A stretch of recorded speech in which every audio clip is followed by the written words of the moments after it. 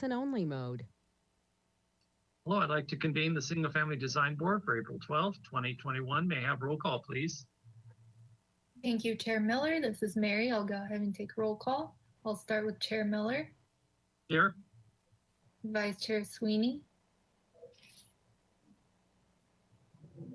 Here. Board Member Koloss, Yes. Board Member Klein, Yes. Board Member Motisha, Yes. and Board Member Ziegler. Yes.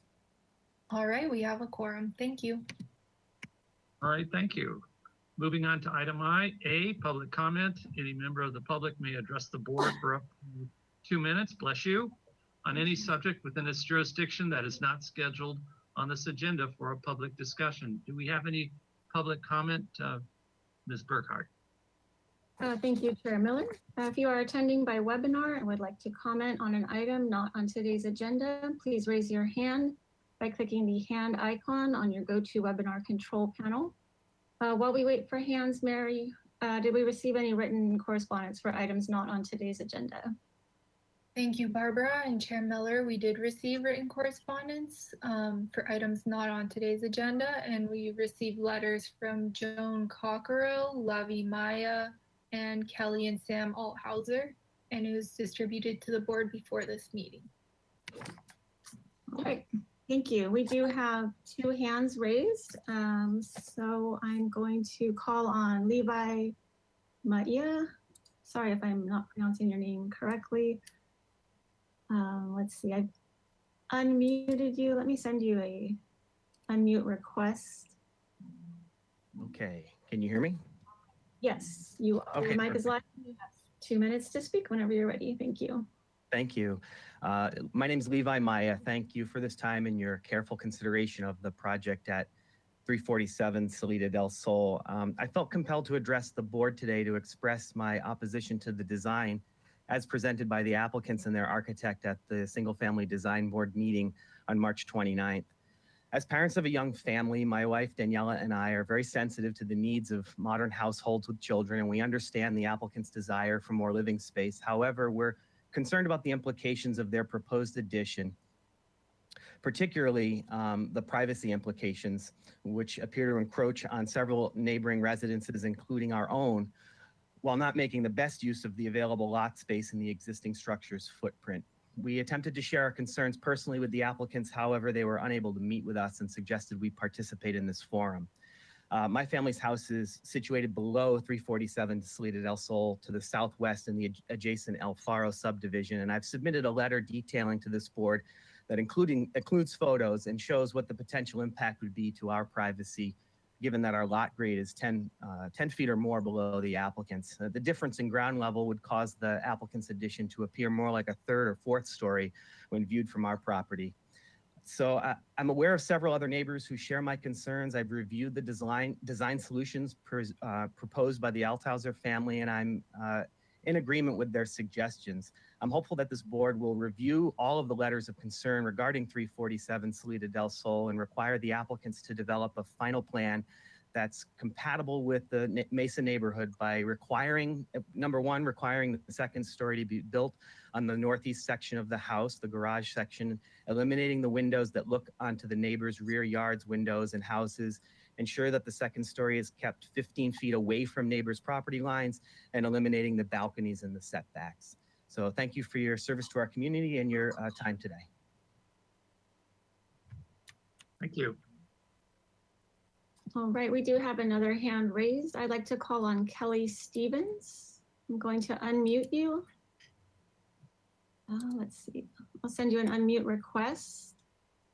Excuse me, are these, that was having to do with one of the projects on our schedule. Is the next project? No, they're not items. This is public comment for items not on today's agenda. Sorry. No problem. Kelly Stevens, your mic is live. You have 2 minutes to speak whenever you're ready. Perfect. Thank you. Can you hear me? Yes. Yes. Great. First of all, I wanted to thank you all for all the work you do in our community. My name is Kelly Stevens, and I live with my husband and my baby at 1815 El Faro. I joined today's meeting to request that you carefully review the letters that will be coming your way. Some of them you've already received and some you'll probably receive in the next week regarding 347 Salida del Sol prior to the meeting that's on the 26th. And I'll comment more on my letter on the 26th, specifically to some of my concerns. But today, I believe you're reviewing 335 Salida del Sol, which is a property that's only 4 doors down from 347. Hopefully that makes sense. The owners of 335, the property you're reviewing today, their names Nicole and Edward, and they took careful consideration of their neighbors when planning their addition. My family fully supports their addition, and we're thankful for the careful consideration they took of privacy issues. And we're so grateful that they worked collaboratively with their neighborhood in planning their addition. The owners of 347, which is just 4 homes at Salida del Sol from the property you're reviewing today, did not solicit any feedback from us, which has resulted in massive privacy issues for multiple families, including my own. Despite COVID, the owners of 347 could easily have dropped a note in our mailbox, but they didn't. They made zero effort to reach out to us and protect our privacy, which is why we've submitted some opposition. And 6 members of our neighborhood will be submitting letters opposing 347 prior to your meeting on the 26th. And I just wanted to, I guess, alert you to the number of letters that will be coming your way so that you have time to review them prior to that meeting. I'm really looking forward to seeing you guys on the 26th. And I'm just so thankful for the time and the dedication that you guys take to making our neighborhood awesome. And I know it's a lot of work, so thank you so much. Thank you. Chair Miller, there are no hands raised, so I'll hand it back to you. Thank you. All right, thank you. So moving on to item B, approval of the minutes of the Single Family Design Board for March. A motion for approval, please. I'll move. I'll second. Thank you. Let's go through the items, please.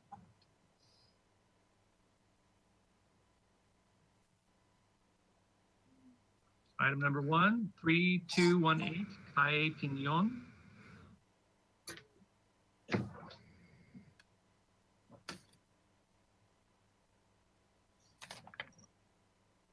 Item number 2, 120 Alston Road.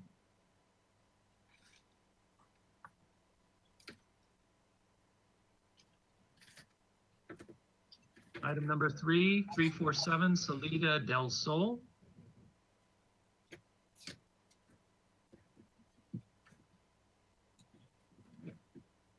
Item number 4, 2215 Edgewater.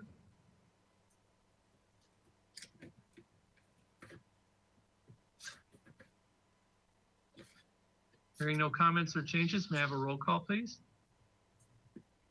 Thank you. I'll go ahead and start with Chair Miller, Yes?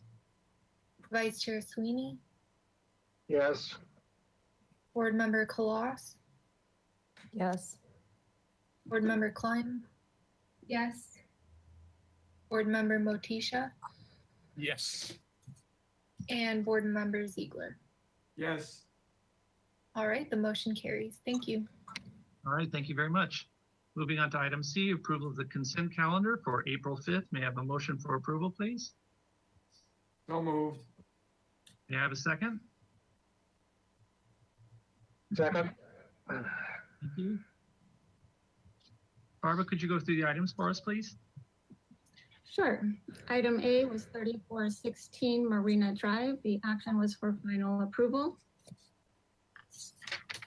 Item B was for 1109 Garcia Road. The action was for project design approval with comments. Item C was 1815 Gibraltar Road. The action was for, the item was postponed 1 week due to the applicant's absence. The reviewers were board members Motisha and Klein. All right, thank you very much. May I have a roll call, please? All right, thank you. I'll go ahead and start with Chair Miller, Yes? Vice Chair Sweeney, Yes. Board Member Kaloss, Yes. Board Member Klein, Yes. Board Member Motisha, Yes. and Board Member Ziegler. Yes. All right, the motion passes. Thank you. All right, thank you very much. Moving on to today's consent items, April 12th, 2021. Barbara, may I have a motion for approval, please? Sorry.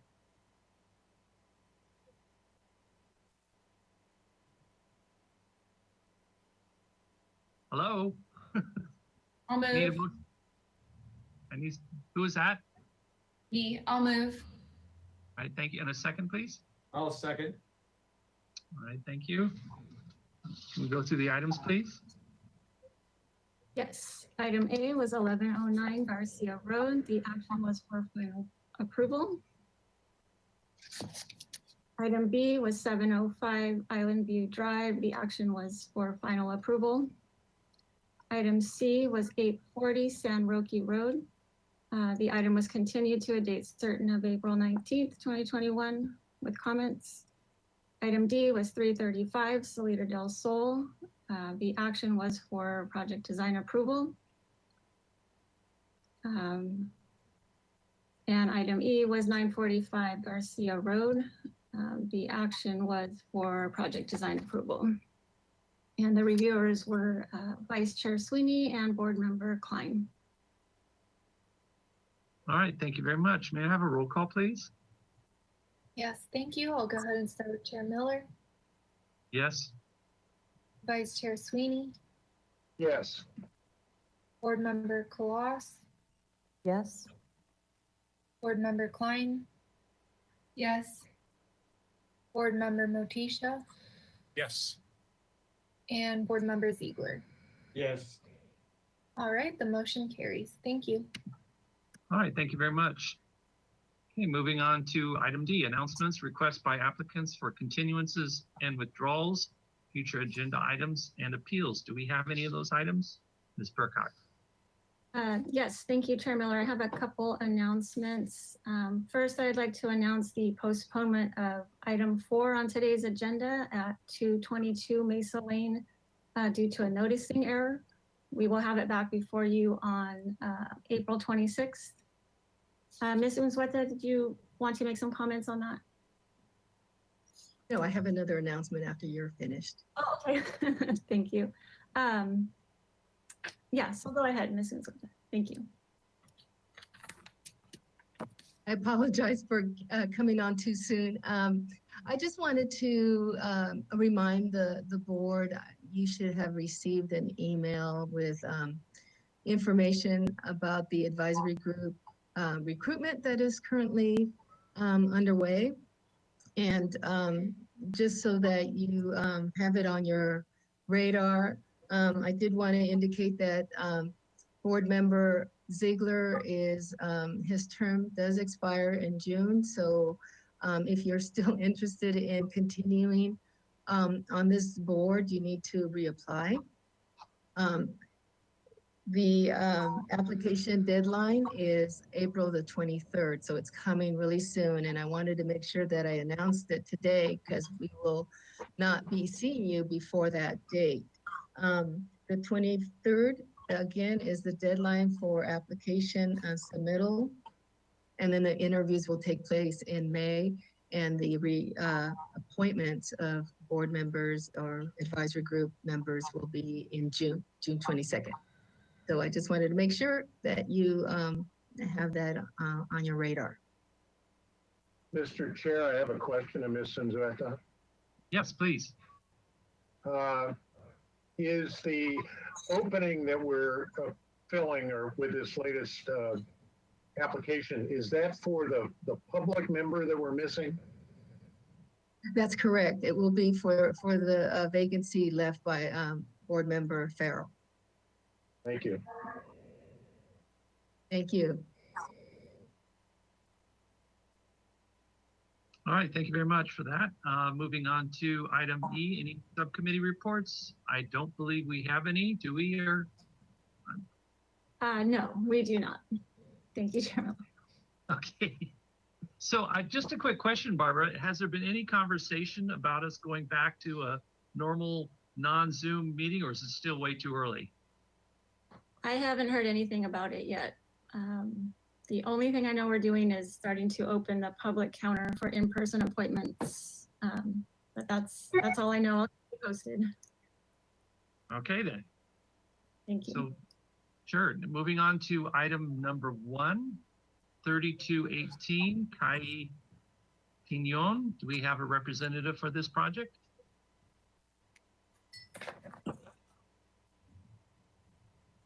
We do. Ms. Grinnell is with us today. Let me just see if I'm going to send you an unmute request. Sarai. Okay, they're here. All right, but I kind of spoke too soon here. You know, please look for her. But so this is Okay. here for final approval. Want to read into the record. It's a 165 square foot addition to the first floor and a 429 square foot addition to the second story of an existing 2,167 square foot two-story single-family residence, as well as a 54 square foot addition to the existing 400 square foot detached two-car garage and a new 167 square foot accessory building added to the rear of the garage. The project also includes adding 2 new dormers to the roof, an expansion of existing pool, a new pool deck, and new pool fence. Additionally, a new tank water heater. Yes? Forced air heater and 200 amp electrical panel are proposed. An accessory dwelling unit is proposed under a separate permit. The proposed total of 3,927 square feet of development on a 15,246 square foot lot is 90% of the maximum guideline floor to lot area ratio. Mr. Sweeney, did we have any minutes from our previous meeting? And final approval is requested. Mr. Chair, I think in our last set of minutes, yes, there's comments from our last project design approval for return to the full board for final approval with the following comments. Number 1, reconsider the exterior stucco finish color to be something to be less stark. Include a note in the plans that the texture of the plaster finish shall match the existing texture. 2, consider removing the brick plinth that has been introduced. 3, the head details of the windows shall better reflect consistency with the existing head conditions. 4, consider the symmetry of the dormers as presented and the possibility of introducing asymmetry to dormers, the addition of a dormer on the right of the front elevation. 5, consider the nature and geometry of the windows. Consider providing more of a vertical geometry to the windows, especially the second floor and dormer elements. 6, consider changing the color of the gravel and pavers to more of a gray tone. The pavers shall be smaller in size and provide a path more reflective of the existing architecture. 7, consider the nature of the guardrail. 8, the board recognizes that the FAR is 90% and the project has an ADU, but it is not significant in terms of the board's decision to get the project design approval. 9, the board makes the finding that the neighborhood preservation ordinance criteria have been met as stated in subsection 22.69.05 of the City of Santa Barbara Municipal Code with the following comments. The proposed development is consistent with the scenic character of the city and will enhance the appearance of the neighborhood. B, the proposed development is compatible with the neighborhood and its size, bulk, and scale is appropriate to the site and neighborhood. 3, excuse me, the proposed development is compatible with the neighborhood and its size, bulk, and scale and appropriate to the site and neighborhood. C, the proposed buildings and structures are designed with a quality architecture details. Proposed materials and colors maintain the natural appearance of the ridge line of the hillside. D, no trees are proposed or to be removed or replaced. 8, the public health, safety, and welfare are appropriately protected and preserved. F, the project generally complies with the good neighbor guidelines regarding the privacy, landscaping, noise, and lighting. 9, the development including proposed structure and grading does not impact the significant public scenic views of and from the hillside. Action was taken on a motion by Collas, second by Sweeney, 6-0, motion carried. Thank you very much. Hello, Ms. Grinnell. Could you please go through our items and see how you address those minutes? It is my pleasure. After our meeting last or it was last session, we took a look at the design and really explored a lot of the options. I am going to have you guys, nothing really changed in terms of the plans, and I have a rendering layout. So if we could just move to the A2.0 sheets, which show the exterior elevations.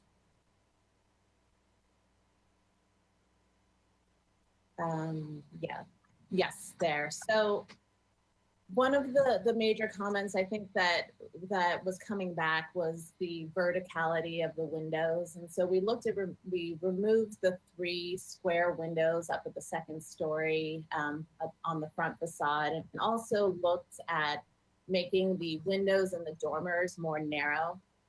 Again, to bring in this idea of the verticality, which I think was causing some conflict. In terms of the existing front windows, those are all going into the existing locations.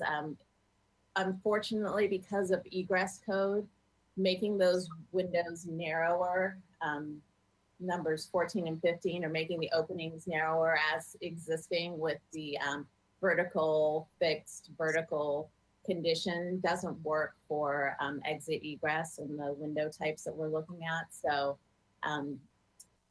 you know, like window F there. In terms of the rail, we decided it was best to keep the thinner rail along the front there. As we go along to the back of the house, we have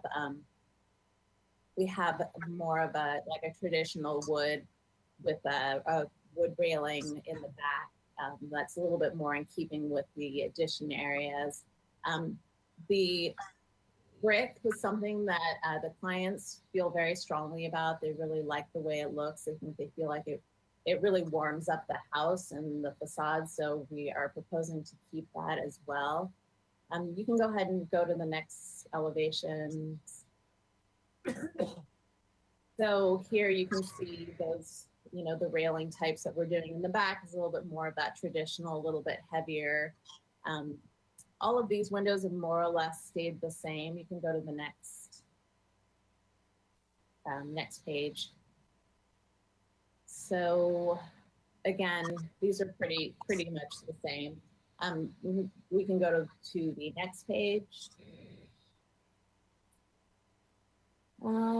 Yes, that is more or less the same. We adjusted some of like the minor, the divided lights a little bit, again, to give it more of a vertical versus trying to kind of create a more vertical feel in the windows versus the squareness. And then we can go to the next page. So again, also in the ADU, these 2 elevations stayed the same. If we go to the next page, we had similar square windows, so we adjusted that in elevation 3 to a more vertical high window, so that still doesn't cause any privacy issues with the neighbors. So in terms of the drawings, I think that that's the most we'll be able to kind of pull from there. If we can go to the rendering layout. So these are the existing photos. Nothing's changed there. We can go to the next sheet. So here you can see the windows being more vertical. It's very difficult to adjust the coloring in a 3D rendering, but in our color board, you'll be able to see it. But you definitely are toning down the white, really making a conscious effort, because I feel like some of the feedback was the brightness or starkness and contrast, and that it was feeling a little bit, just wasn't feeling warm enough. So but you can see the changes in the windows, so that it really takes away that squareness on that upper window that was a problem. You can go ahead and go to the next sheet. These are pretty consistent, but again, the stucco and the paint color we adjusted to China White versus, I think it was White Dove. China White was actually a color that board member Sweeney had recommended. We also are changing the gravel color to a more gray color. This one's an eagle blue gravel. And then another comment that had come back was the red tones in the pavers. So we're looking at using a smaller herringbone brick pattern in the pavers versus the larger red tone that we had previously. And I think, overall, I think those are the general comments. They were pretty detail oriented. I think there was, please let me know if there's something that I didn't address or if you have some questions about that. I think the only other thing is with the windows and doors, we worked directly with the Marvin rep to give us details and look at matching what is existing as much as possible. So our window detail is really the closest from their product line that is to the existing. And, again, we're just working with the product that they have, but again, it's a very high-end aluminum clad wood interior window. So I think it's quite a beautiful product, and I think it's going to look really nice on the house. And I think that's all the changes that were made. All right, thank you very much. Did we have any public comment? Thank you, Chair Miller. If you are attending by webinar and would like to comment on this item, please raise your hand by clicking the hand icon on your GoToWebinar control panel.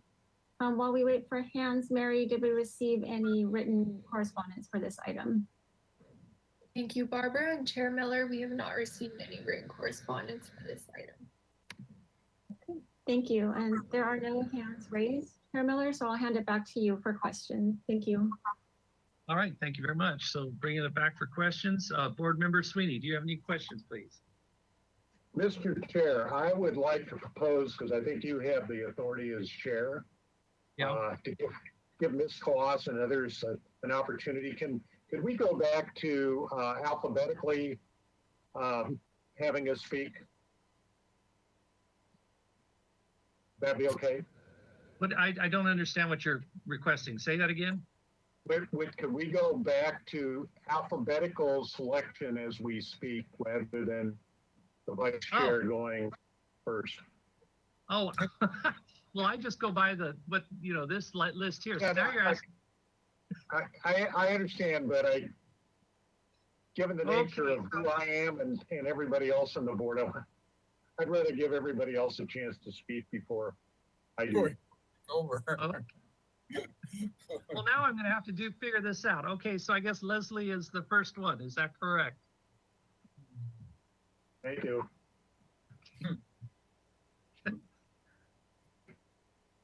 Ms. Colossus, do you have any questions, please?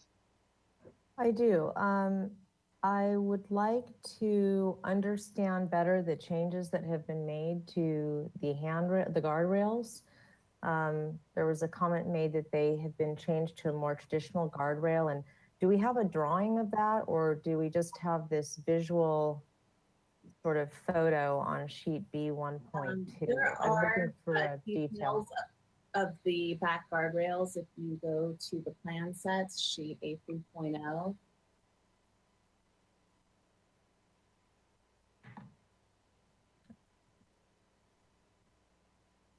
So it's more of a construction detail there, but second floor railing typical. So that's really more of a connection detail. In terms of those rails, those haven't changed. They're pretty consistent. They've been the same through the last presentations, but essentially it's a post rail with a wood solid top and metal in between. So it's a 4x4 pressure treated post that you're proposing to paint white, and then you have is that just a 1x1 metal railing at a regular interval between the 3 3/4? Excuse me, I didn't mean to interrupt. It's a Trex product, so basically, it's a prefab system because they're just trying to do something that's very weatherproof. Again, this is on the back deck, so again, it's 4x4 posts, and there's a sleeve that sits on top of it. Yeah, there's basically a typical. So it's a composite material.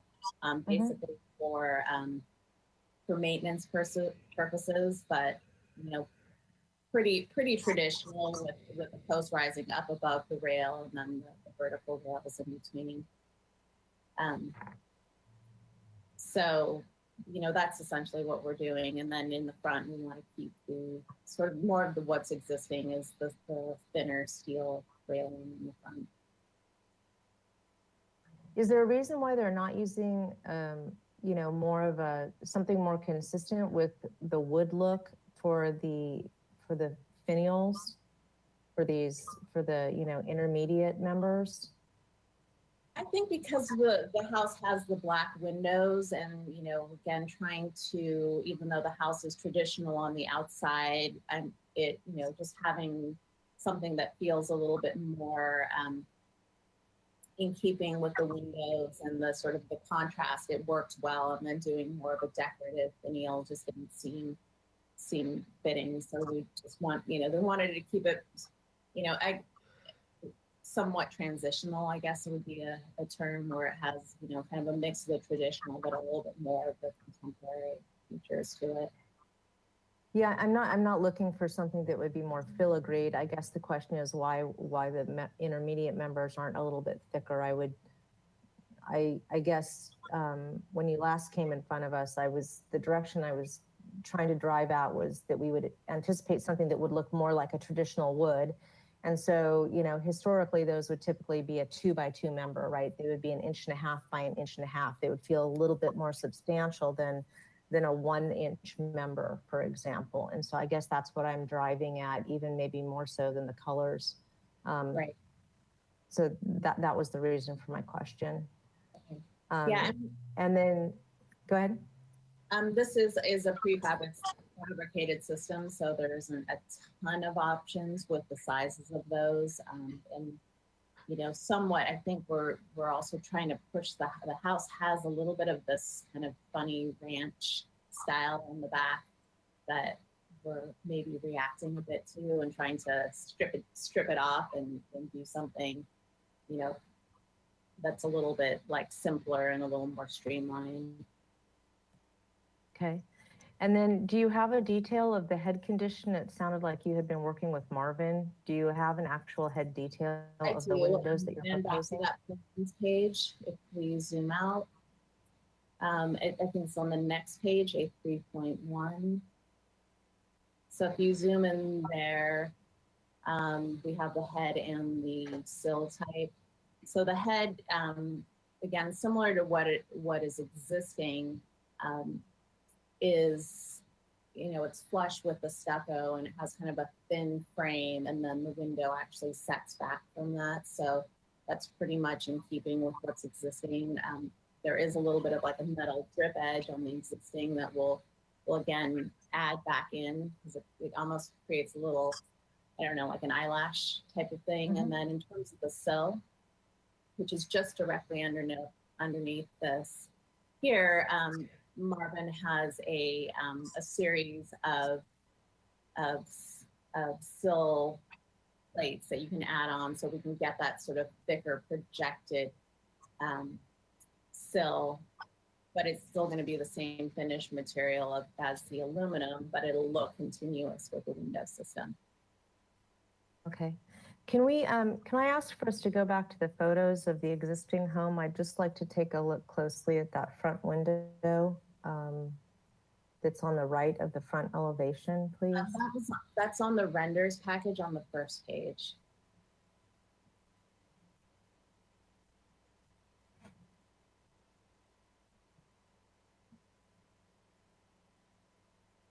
Yeah, I think there was a pretty good picture that we were looking at last meeting. Yeah, I mean, those front Maybe windows. if we could zoom in on, yeah, No. it would. I'm thinking of the second one from the top on the very left column, maybe.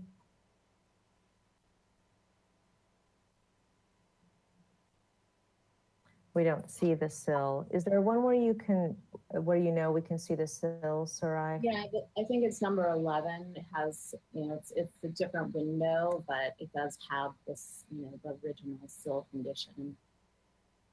Okay, great. That's what I was looking for.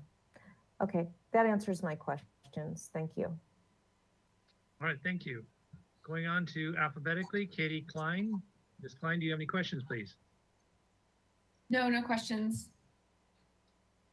Okay, I'm the third in line, and at this point, I have no questions either. Going on to item number 4, I believe it's Board Member Motisha. Do you have any questions, please? No questions either at this point. All right, thank you. Board Member Sweeney, now it's your turn. Thank you. Thank you, Mr. Chair. No questions.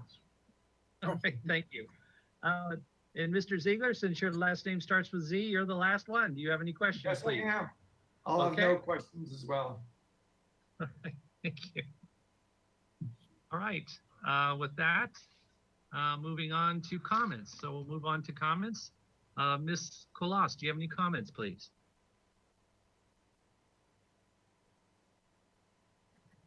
I still oppose the plinth. I understand the clients like it, but I still oppose it. I think it changes the nature of the front of the home. I think it tends to read more horizontal than vertical, which is not necessarily the nature of this type of house. So I would go on record as saying I disagree with that.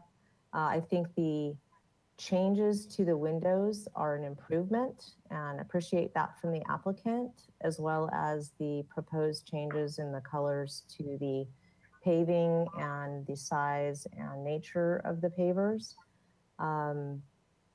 I still wish we saw something a little bit more beefy in terms of the guardrails.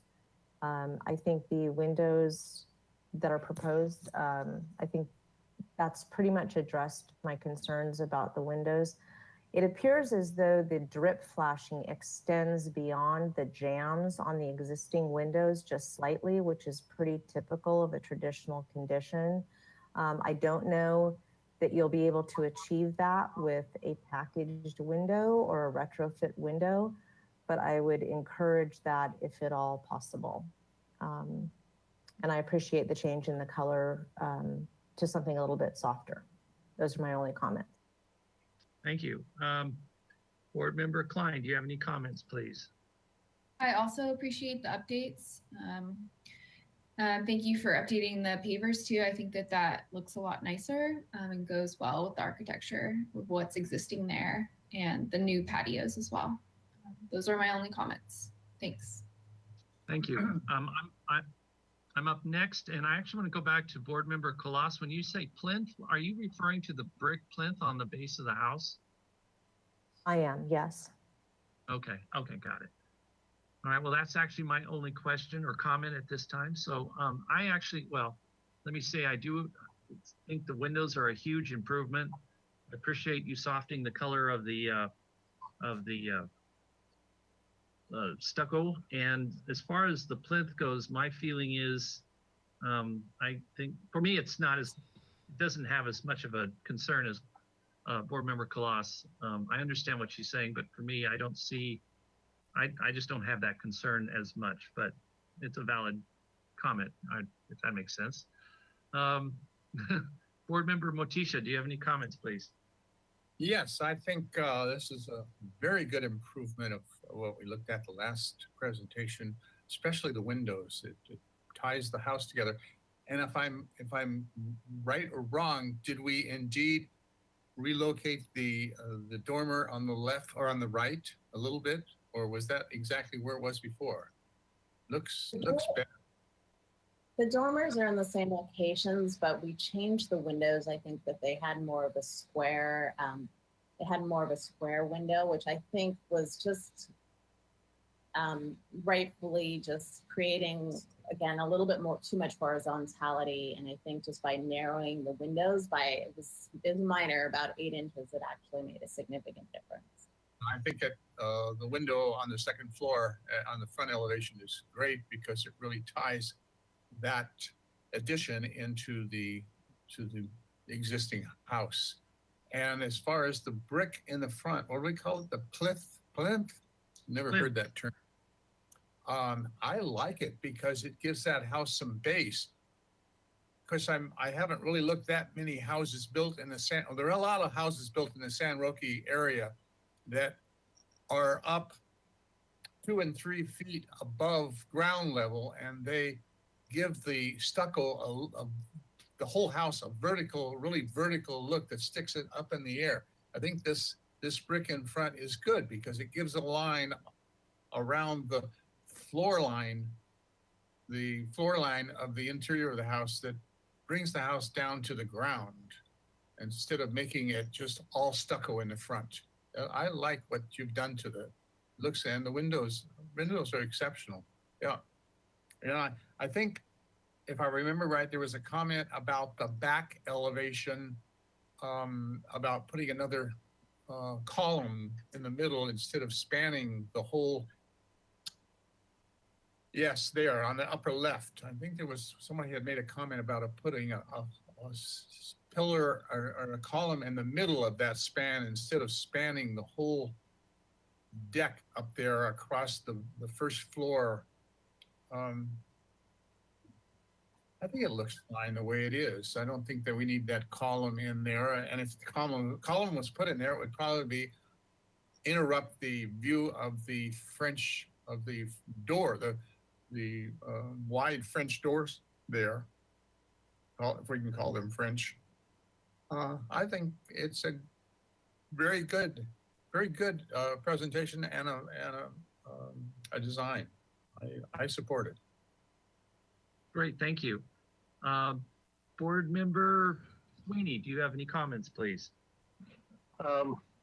Yeah, I'm going to reluctantly support this for final.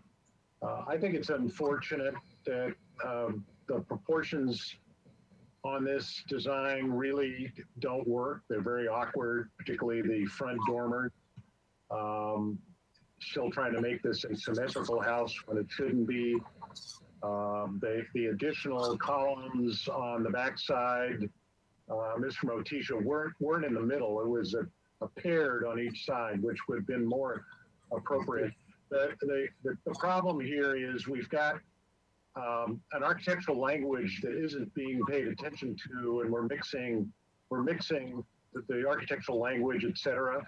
Yeah, the windows kind of make it look better, et cetera, but it's disappointing. This could have been a much more dynamic architectural solution, but I will vote for getting it to the building department. Thank you. All right, thank you. Board Member Ziegler, do you have any comments, please? No real comment. Thank you. All right. I guess I skipped me, or I didn't skip. I'm getting confused here. Okay, with that said, would someone like to entertain a motion? They are here for final design approval. If you don't feel that they complied, then we can have them come back. But if you'd like to make a motion for final design approval, that also is open for discussion. So we'd like to entertain a motion.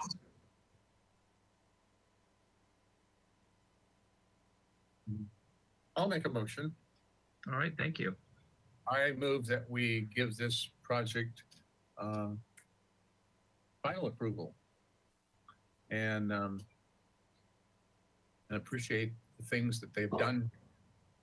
I don't think I need to go any farther than that. Final approval. Well, there's a set of things that need to be said, I believe, and they usually pop up on the screen. Is that correct? Okay.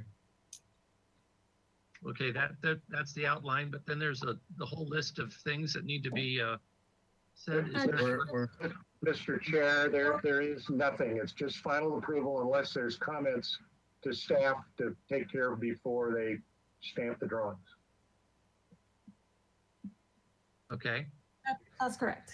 The findings were made at our last meeting, so final approval as submitted is appropriate. all right, thank you. May I have a roll call, please? I'm sorry, I didn't catch you seconded the motion. Oh, you're right. There wasn't. Can I have a second, please? I'll second. All right, thank you.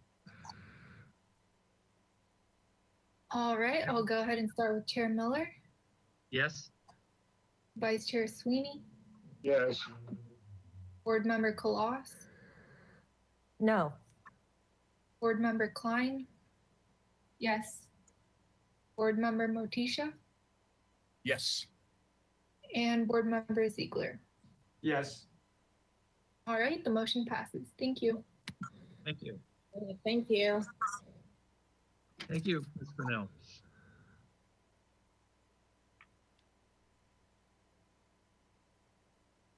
There's a 10-day appeal process for this. Thank you. Ms. Burkhardt, are you going to ask Ms. Colossus why she said no? Because you always ask me when I say no. Yeah, I was just thinking I need to ask her to state why she voted no. Thank you. I still don't agree with the brick, the introduction of the brick on the front. I think the house feels too horizontal relative to what you'd see traditionally in this type of home. Thank you. All right, thank you very much. Okay, it's right on time. We've moved item number 2, 1207 Viscano Road, project design approval again is asked. The continued item, proposal for an interior and partial exterior remodel to an existing 2,253 square foot single unit residence. Project includes replacing the existing 754 square foot south facing upper level exterior deck and stairs with a new 714 square foot deck and stairs, a new 385 square foot trellis over a portion of the deck, a new dormer at the south facing elevation at trellis, expansion of the existing side patios with pervious surfaces, and conversion of 162 square feet of existing unconditioned basement area into living space. Project received design approval, PDA, on November 11th, 2019. However, a new PDA is requested due to plan revisions by a new project architect. Project requires neighborhood preservation findings and hillside design district and slope lot findings. Project was last reviewed November 11th, 2019. Do we have any minutes from the previous meeting? Mr. Sweeney, could you please go over those minutes for us? Yes, this was a motion for project design approval and continued indefinitely to consent with the following comments. The color palette is acceptable and will blend in well with the neighborhood. The retention of the oak tree is appreciated. Cable railing is an acceptable alternative to the glass railing. The board makes the finding that the neighborhood preservation ordinance criteria have been met as stated in subsection 22.69.050 of the City of Santa Barbara Municipal Code with the following comments. A, the project is consistent with the scenic character of the city. B, the project is consistent with the neighborhood in size, bulk, and scale. C, quality architecture and material are used. D, the oak tree is retained. E, public scenic views are not affected. F, the project follows good neighbor guidelines. 5, the board makes the finding that the hillside design district and slope lot findings criteria have been met as stated in subsection 22.69.05B of the City of Santa Barbara Municipal Code with a comment that the natural topography of the site is protected. The action was taken on a motion by Farrell, seconded by Ziegler on a 5-0 vote. Richards and Sweeney absent. Motion carried. Thank you. Mr. Seacat, I guess you are the new architect for this project. If you could go over exactly what it is that's been changed since our last approvals, that would be helpful. Yeah, actually, it's Don Can you Sherry guys hear Architects. Can you guys hear me or see me? I can hear you, but I can't see you. Who is this?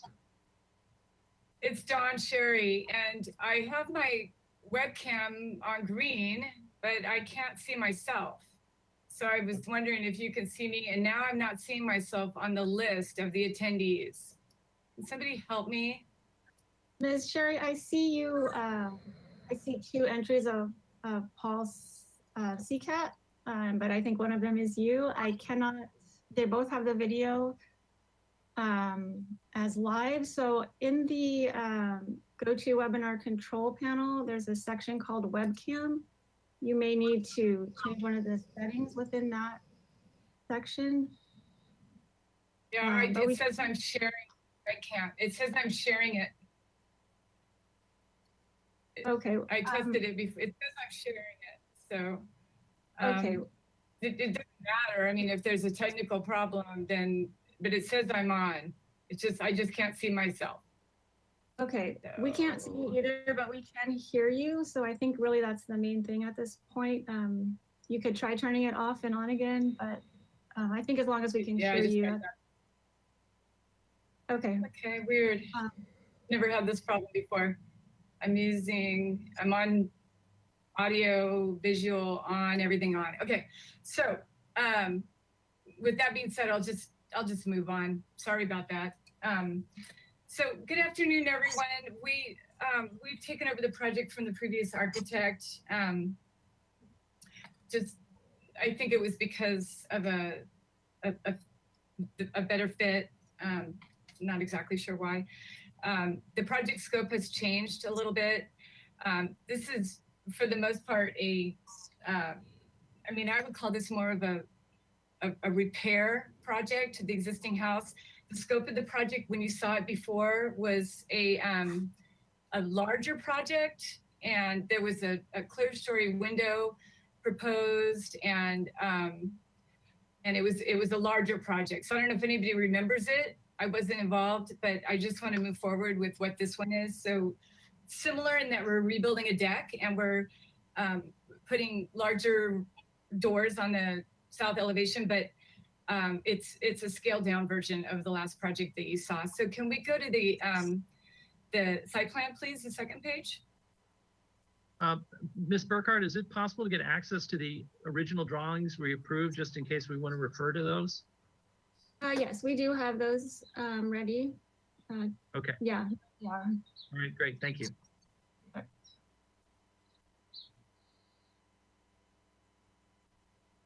So this is the site plan. I'm showing the adjacent residences and the existing footprint of the house and the existing deck. The two grayed areas on the south deck, the small areas in gray, are proposed additions to the existing deck. The existing deck itself is going to be completely demolished and reconstructed. And in doing so, let's see, that would be the west portion, the little L piece is added so that they can have a little dining table out there under the oak. But the existing foundation that supports the existing balcony will remain, and there's going to be no additional supports, because that small portion is going to be cantilevered out and not additional ground disturbance in that small little area. The new area of deck addition to the southeast corner is just to provide a little bit larger trellis off of the master bedroom, which is right in front of that right behind that new trellis addition on that corner. There's also a small addition behind the garage, so that. May I interrupt for a second? Barbara, is this a change from another architect, and are there sufficient changes? I'm a little confused, because I remember some of this, but I don't know what the changes are that Dr. has made. Let me finish. And consequently, she's saying things that she knows about that we don't know about, I think. I'm a little confused. And if she is the new architect taking over this project, and you're calling it a continued item, granted, but it's not a continued, it is a continued item, but I'm a little lost of where we're continuing from. And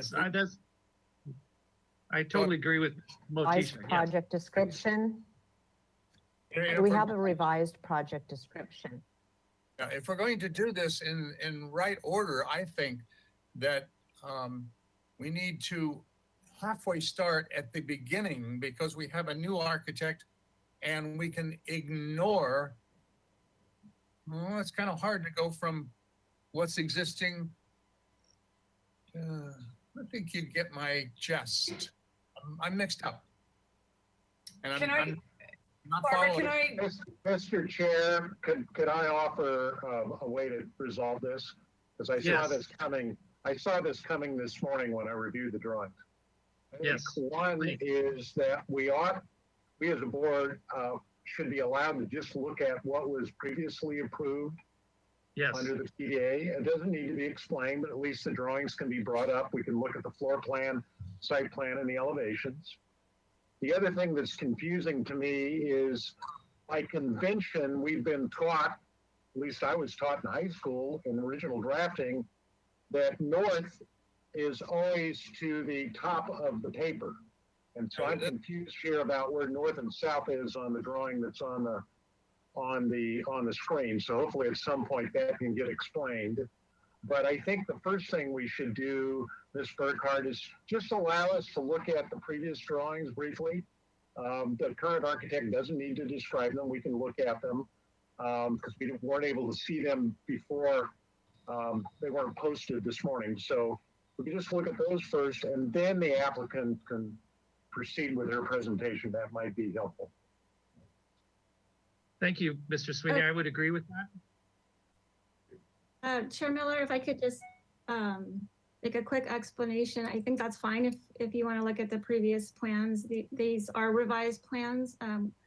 I did route them for zoning compliance, high fire compliance, stormwater management plan compliance. So we, in essence, did treat it like a new project. And I do have, it is a complete application. You can more or less treat it like a new project. However, it has been before this board before. So also just wanted to let you know that and treat it that way as well. You can look at the old slide. Ms. Burkhardt, the issue here is that it's because it's on Zoom. We, normally you'd have all the drawings out on the table. They're easy to back forth reference, and we need a context, and I kind of would like to see what we approved previously so I can see what shifted and changed. That would be very helpful. Or take it from a new project altogether and ignore what was approved before. One way or the other. Can I still say would have liked to- something? Yeah, but unfortunately, that's not how it's been noticed. So let's just look at the original drawings, and then we can have the applicant make her presentation. Thank you. Go ahead, I'm in agreement with that. Thank you. Good.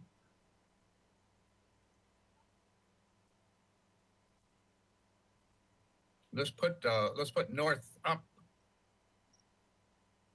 on both projects. And the new. Can we just look? I'm sorry. Can you guys hear me? Yes. Can I make a suggestion that I can do my presentation in an effort to keep this meeting moving? And then while I'm doing that, I am sorry. I am going to go decline back. that, Ms. Terry. I'm sorry. I'm going to decline that because I need to see what the existing drawings look like. I apologize. You don't know what I think you don't have no I idea. need to see it. Yeah, this is really something that kind of bothers me right now, that we kind of get this push. We feel like it's being pushed through without really understanding. If this is a completely new project, we can address it and ignore them completely, or, this is just, yeah. there they are. Can I talk, or do you want to review them in silence? Well, Ms. Burkhardt, could you just show up the existing elevations real quick? Can you find them and put them on?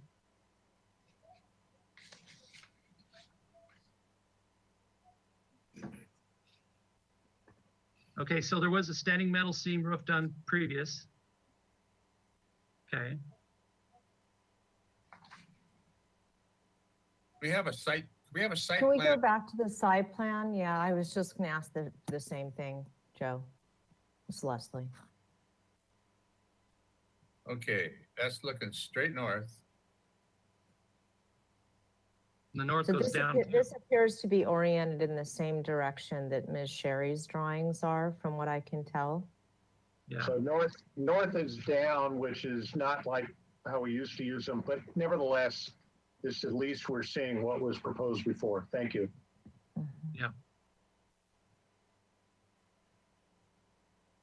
can I see the exterior elevations, please? The before, so this was proposed, okay.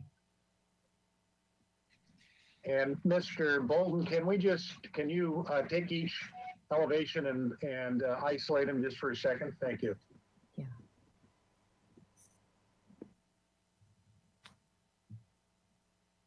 So the house on the lower side of the road, true, as you come down, it's a dead end street, if I remember right. Correct. It is a dead end Correct. street. So this is a project that goes down the hill. Right. So this elevation is facing downtown towards the city of Santa Barbara, downtown. Correct. And their And, proposal, and on this one, there's a dormer. They proposed a dormer up on the roof. See there? Under note Mhm. 01A. Right, they've got those clear story windows that I think Ms. Sherry was starting to speak to. Yeah, so but that was what was proposed before. Okay. Great. that whole dormer is a new proposal in the original project. Okay. Right, there was no dormer there today. They were proposing a dormer. What else is that's a new, let me see, that's a new deck that they proposed. They're gonna tear down the other one and put a new deck up. Right, so you see the new deck, and then there was a new canopy, I believe. That element that's, looks like it's cantilevered out Correct. on this elevation, on this east elevation. Looks like it has a retractable awning associated with it or something in that section in the, Yeah. That's- yeah. Things, Is that what they call the 385 square foot trellis? That horizontal, Right. Well, it was some kind of trellis in the previous application. So this is the west elevation. So you're seeing a staircase that goes down to touch the ground on the west elevation.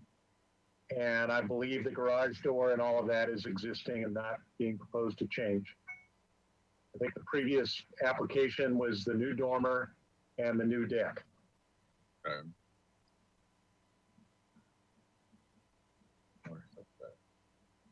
And there may have been a change on this elevation, but I don't recall. We'd have to look at the plan.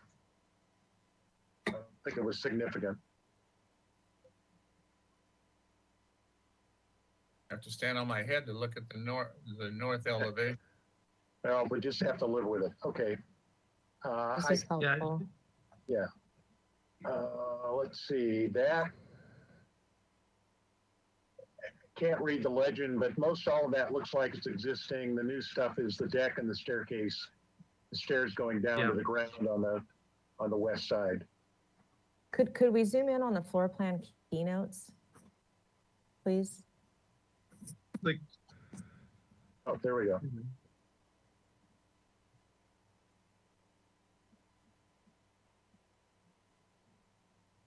Okay, thank you.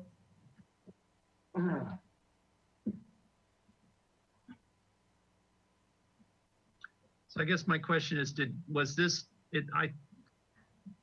exterior elevation wasn't consistent. Did we approve a standing metal seam roof on this originally? I don't recall. We'd have to look at the original project description, whether the standing steam was part of the approval or not. I just don't Okay. remember.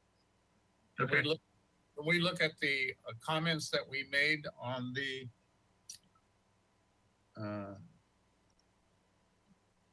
project design, I think, I'm not sure, we're project Yeah, design. there they are. There were only really three, other than the findings, 1, 2, and 3 were the only comments that needed to be addressed in coming back. That was the color palette. Well, they weren't taking an oak out.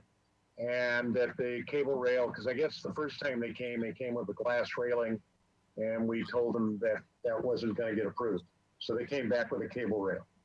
So if there is a metal roof, the metal roof was acceptable at that. I would assume it may be, I'm trying to recall, it may have already been there, and that was not a part of the application. Yeah, we'll just have to look at it. Well, the applicant today will be showing us as photographs of the existing house, and we'll know. Yes. Okay, I think- does that, Mr. Miller, Mr. Chair, does that give everybody a good, quick overview? That's That's great. for me. I think Ms. Sherry can definitely now has a better standing to go forward on your designs. I'm sorry about the little delay, but I think this was important. Welcome to the webinar. You have entered as an attendee in. Hi, I'm on two. I'm gonna disconnect on one so I can try to get on video.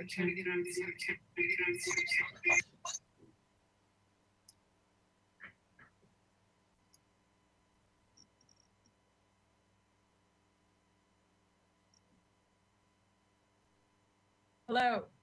Yeah, Miss Sherry, go ahead. You have the floor. Oh, great. Thank you. I got on another computer thinking it might be me. I don't know if you can see me yet, but I'll try. Yes, now Hello? you're on the list of presentators. So now, I guess that's a good word. Yep, you're there. Great, thank you. Okay, so sorry for the confusion. If I was contributing to that in any way, I apologize. But before, as you can see, there was a clear story roof element introduced on the south side, a deck rebuild, and it was a similar project, but now the design has slightly changed. It's the same project, only it's slightly altered, if that answers anybody's questions. So if we can zoom in. Now tell us what the slight changes are. Okay, so if you could zoom in on the site plan, please, so you can see it better. The notation that says existing deck is a reconstruction of an existing deck, and then as was presented in the last hearing, that southeast portion that's grade it's a rectangular deck. That has not changed the size of the deck on that portion of the house from the previous submittal. What has been slightly altered is the right-hand side of the deck. See the L shaded area? That's a small addition, cantilevered from the existing deck. Yes, thank you. That was not part of the previous submittal, and we added that so that there would be off of the kitchen a small area for a table for, say, 4 people under the oak trees there, not being extended down to the ground in the way of any new foundation. There's 2 other minor additions to the residence. One is at the garage, so that from the kitchen you don't have to go outside off the back porch and then into the garage from the back side of the house. It's actually internally connected because she works at night and wants to have an internal connection to get in and out of her car after dark. So we felt that was an appropriate improvement as an addition. Also, on the front of the house, when you walk into the house, you walk right into the living room. So by adding a small addition, yes, there, it gives you a little bit more breathing space for walking into the house, and then allows for we have a pivot door that you'll see on the finished schedule. Those are the changes to the exterior, along with all new doors and windows. And I'll explain that when we get to the elevation. So floor plan, please. I think that's the next sheet. Interior remodel of the, yeah, thank you. That's the lower level, and interior remodel to the lower level of the house. And you can see off to the right, the understory of the new addition at the garage. Next sheet, please.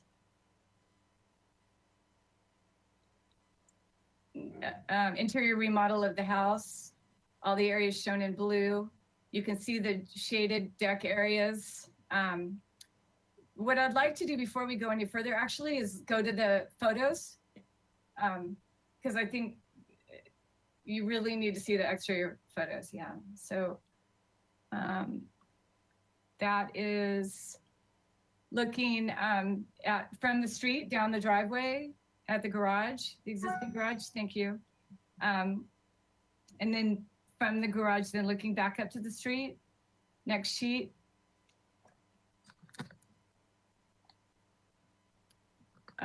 That's looking west toward the property. That's from Viscano. The driveway's on the left. The bottom photo is from the street above. Las Alturas looking down at the residence. It's in an oak grove. Next page. That's the main entry. And then that's the lower photo is another photo of the main entry of the house. Next page. Side. Now the lower photo is coming around to the back side of the existing house, showing the lower level deck and the upper level balcony. Next page. This is the existing deck and railing in dire need of repair. Nobody can walk on that right now. It has to come down pretty soon. And hopefully by us and not by nature. Then the lower level, the lower photo is the left side of that same deck. The upper level is the right side. Then that's a little further down the hill, looking at it, and from two different angles. Next page. There's the side from the driveway looking at the existing balcony. And then you can see from the driveway, the lower photo shows where we're adding the small little vestibule at the top of the stairs, which require us to kind of shift the stairs more into the driveway to make room for a landing at the top of those stairs. Next sheet. Please. Now you're on the balcony looking south east, and then the lower photo is on from the ground looking up at the balcony at the existing oak tree. All of the trees are to remain. Next page.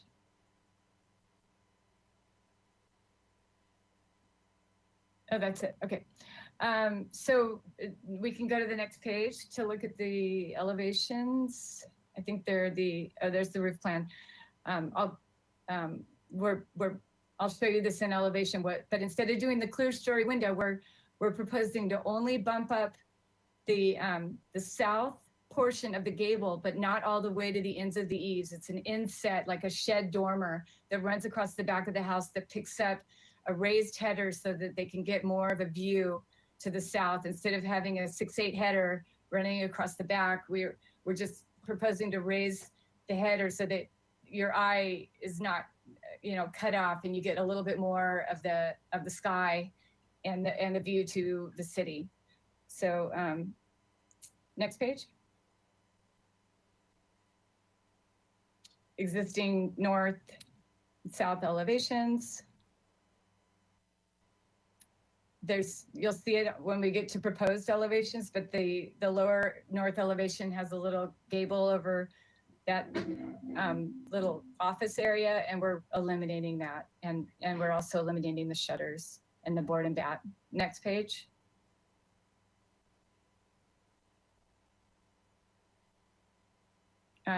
Existing east and west elevations. Next page.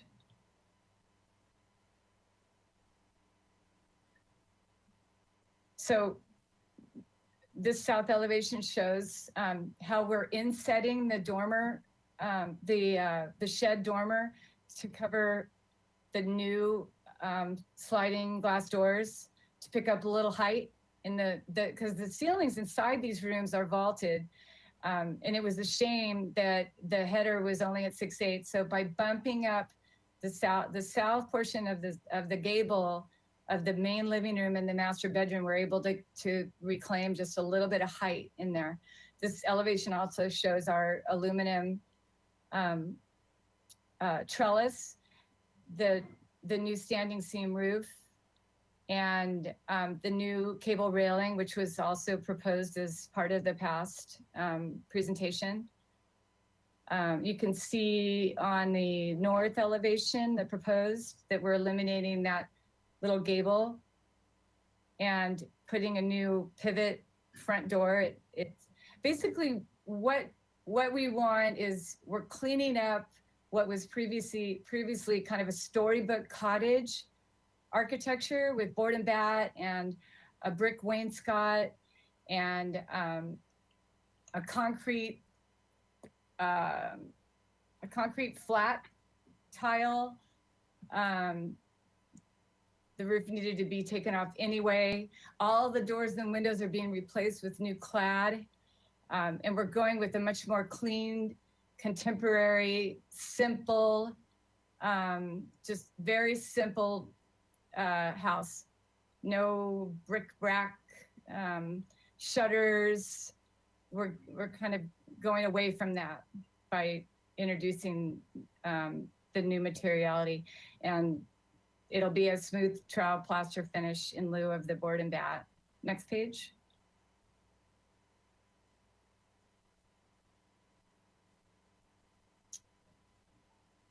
Hello. Oh. Yep.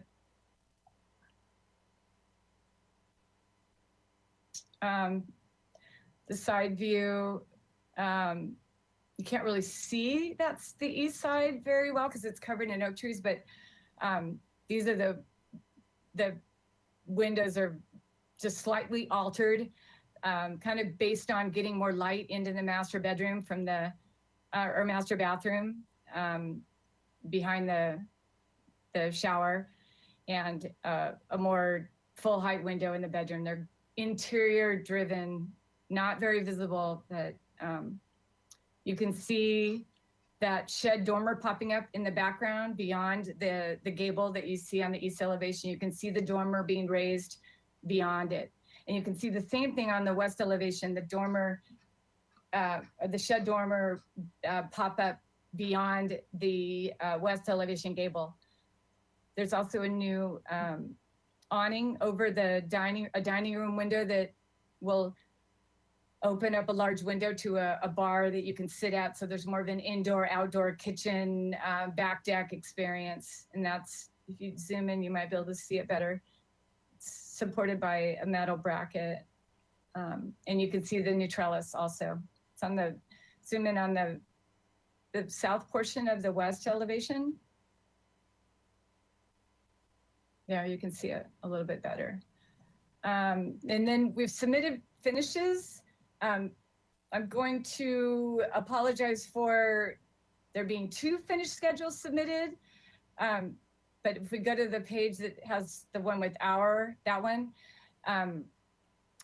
the interior designer submitted a finished schedule, and then it got inadvertently submitted with ours, but I want to clarify the materiality and the colors. We haven't decided exactly on the hardwood decking that we're going to propose, but it's going to be a hardwood deck. The interior designers were looking at other hardwoods. Right now, we're just proposing Ipe. There's that's a visual image of the aluminum trellis. It's a louvered type of a trellis, very contemporary, and painted a very dark charcoal gray. There's an example there of not the bracketing, but the idea of the metal awning over the kitchen window. Not that bracket. It's more of a 45-degree angle bracket. That's just a inspirational image of the awning itself. And then there's the standing seam. So the standing seam is proposed to be a medium gray, but more on the darker side. And the field of the stucco is proposed to be more of a lighter to medium, but we definitely want a distinction between the darker roof, definitively darker roof, and a lighter gray on the walls. And then the new clad finish is going to be, for the doors and windows, is going to be a black anodized aluminum. And I think that's it. Thank you. All right, thank you, Ms. Sherry. All right, perfect timing. Bring it back. Do we have any public comment? Thank you, Chair Miller. If you are attending by webinar and would like to comment on this item, please follow the directions on screen and raise your hand by clicking the hand icon on your GoToWebinar control panel. While we wait, Mary, did we receive any written correspondence for this item? Thank you, Barbara and Chair Miller. We did receive a letter from Michael Erickson and Thomas Rollerson, and it was distributed to the board before this meeting. Thank you, Mary. There are no hands raised, so Chair Miller, I'll hand it back to you for questions. Thank you. All right, thank you very much. Board Member Colossus, do you have any questions, please?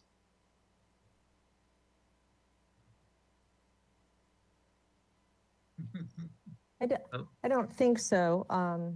I had an initial question as to whether there was a change of roofing. There obviously is. And I guess that's a question for staff and you, Chair Miller, because we just seem to be having an onslaught of, you know, standing seam metal roofs these days. Like, this is the new kit of parts. And I did, based on your suggestion, go back and read single family residential design guidelines. And so perhaps that's an offline conversation, but I have noticed that they are generally suggested to be avoided. And so I don't know if we've gotten, you know, further direction from staff on that since the guidelines have been put into place. But I guess that's a question in general, just because we see so many applicants coming through with these standing seam metal roofs. Thank you. I actually would like to respond to that. And my response is, Fred, could you actually answer that question? I think you have a better, if you can't, I could answer it, but I kind of have this feeling that Fred could speak to that, because we did have a subcommittee about the standing metal seam roof, and it did constantly go before the Board of Supervisors.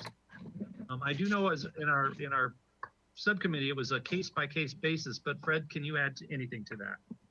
Yeah, I think we're still at the case-by-case basis, but unfortunately, the city council isn't really supporting our efforts on this issue. In as much as there were some appeals that they did not adhere to our recommendations. But we do have a city ordinance that's in the new zoning code that prohibits metal siding, metal roofing, shining or otherwise. And nobody seems to remember that that's an ordinance. But second of all,